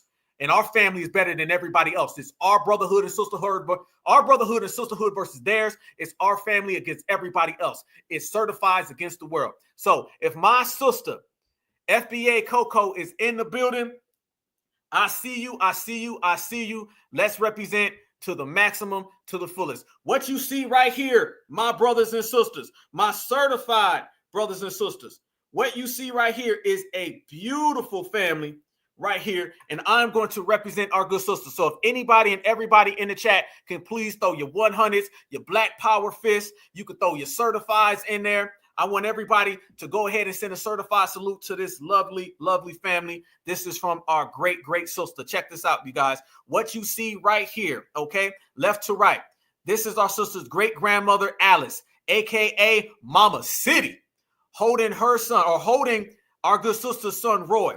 Okay, much love and respect to Mama City. I love that name. Love that name. Love that name. But this is our sister's great grandmother, Alice, aka Mama City, holding our sister's son, Roy. Okay, which is also her great grandfather's name. Next to hers, that's her grandmother, Mary. Her mother, Paulette. Then our good sister, FBA Coco. So what you see right here is our good family right here. Mama City right there holding it down. All right. Grandma Mary holding it down. Her mother Paulette holding it down. And then our great sister right there, FBA Coco. I see you, family. All right. All of these sisters right here have transitioned, you know what I'm saying? With the Most High, you know what I'm saying? But Mama City lived to see all 4 of our good sisters' children. Okay. She passed away when our sister's son was only 8 years old, and he'll be 38 on May 10th. Mama City, and her great-grandfather, Daddy Roy, love that name, was from Ripley, Mississippi. Daddy Roy left her mother 4 acres of land, and he made sure that the bloodline was standing on business right there. So I want everybody, boy, y'all lighten up the chat. I love that. I love that. I love that. I love all the names. I love these beautiful foundational Black American sisters holding strong. Yes, indeed. Our young king right there. Our queens, princesses, everything. We got it all right here in the family, you guys. All right here in the family. So I want everybody, please, please, please, send me more. Send me more. Send me more. Send me more so we can represent to the fullest and to the maximum. But man, y'all know it don't get no better than us. It don't get no better. And I love the fact that we could all sit here and we can represent. So I'm sending all of the certified salutes to the whole family tree. I'm sending all the certified salutes to the whole lineage, to the whole heritage, and just letting everybody know, man, they not like us. They not like us. They never have been. They never will be. I love seeing these pictures. Y'all know we got our pictures. So representing Mississippi. Yes, indeed. All the way across the board. Mama City, Grandma Mary right there. All right.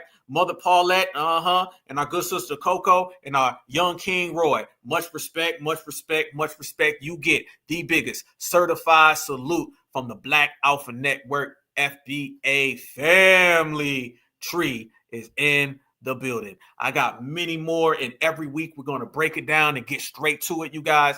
But I want everybody to just know nobody's like us. No one could ever be like us. We are just exceptional in a place that they cannot stand.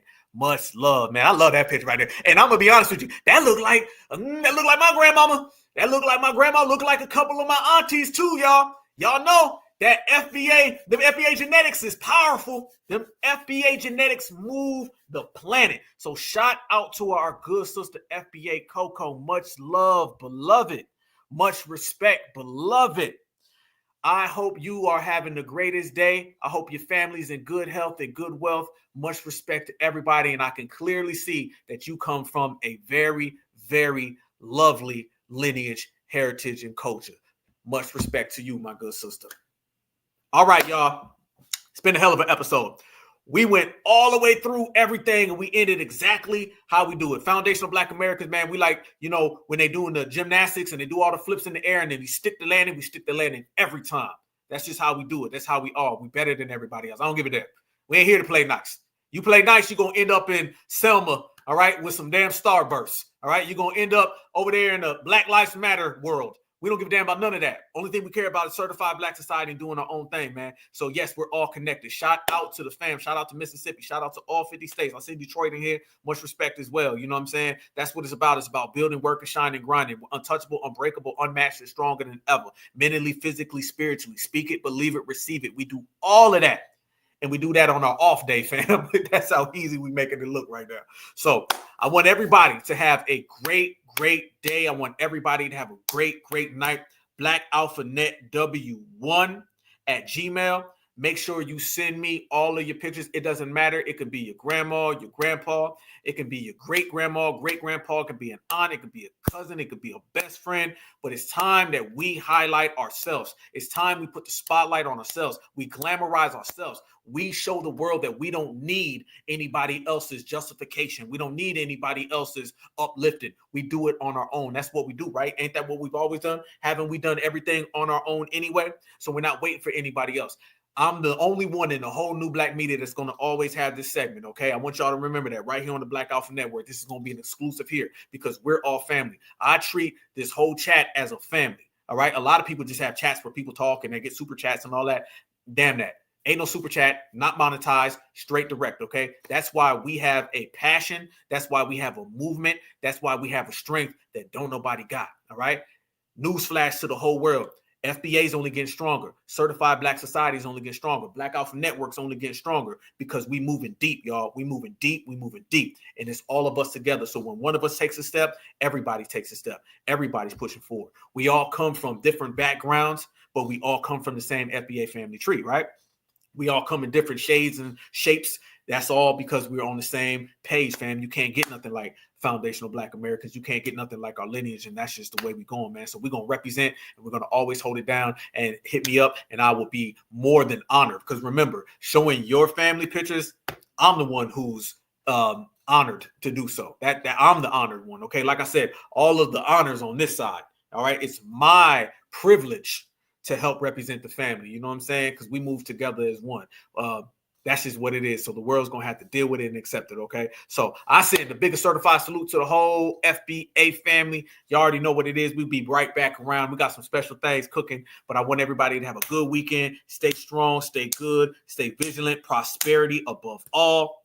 And just make sure that every move that you make is a move for yourself. And every single thing that you do is something to be done that is going to get you closer to what you're trying to accomplish. And above all things, always be yourself, because everybody else is taken. Trust me. All right, y'all. Y'all stay good. Y'all stay safe. Y'all stay lovely. Y'all stay beautiful. Foundational Black Americans. Certified salute to the sky all the time, y'all. I will catch y'all all on the other end. It has been another lovely episode, and I cannot wait to see y'all again, man. I live for this. So we're going to bring it all the way home, and everybody enjoy your night. Shout out to the family. Peace and love, peace and love, peace and love. And remember, everywhere you go and every single thing that you do, especially when you tapped in with the #1 activist, Black Alpha Network, that is, Black is beautiful and beautiful is always Black. Tupac, bring us home, brother. Kid, what y'all think? If you whatever the fuck you think you are, and until we own some shit, I'ma call it like it is. How you gonna be a man and we starving? Go ahead. You know? And you can walk by 5 different houses, ain't a man in either one of them motherfuckers. How we gonna be a man? How we gonna be African Americans? And we out here dying. We thugs and we niggas until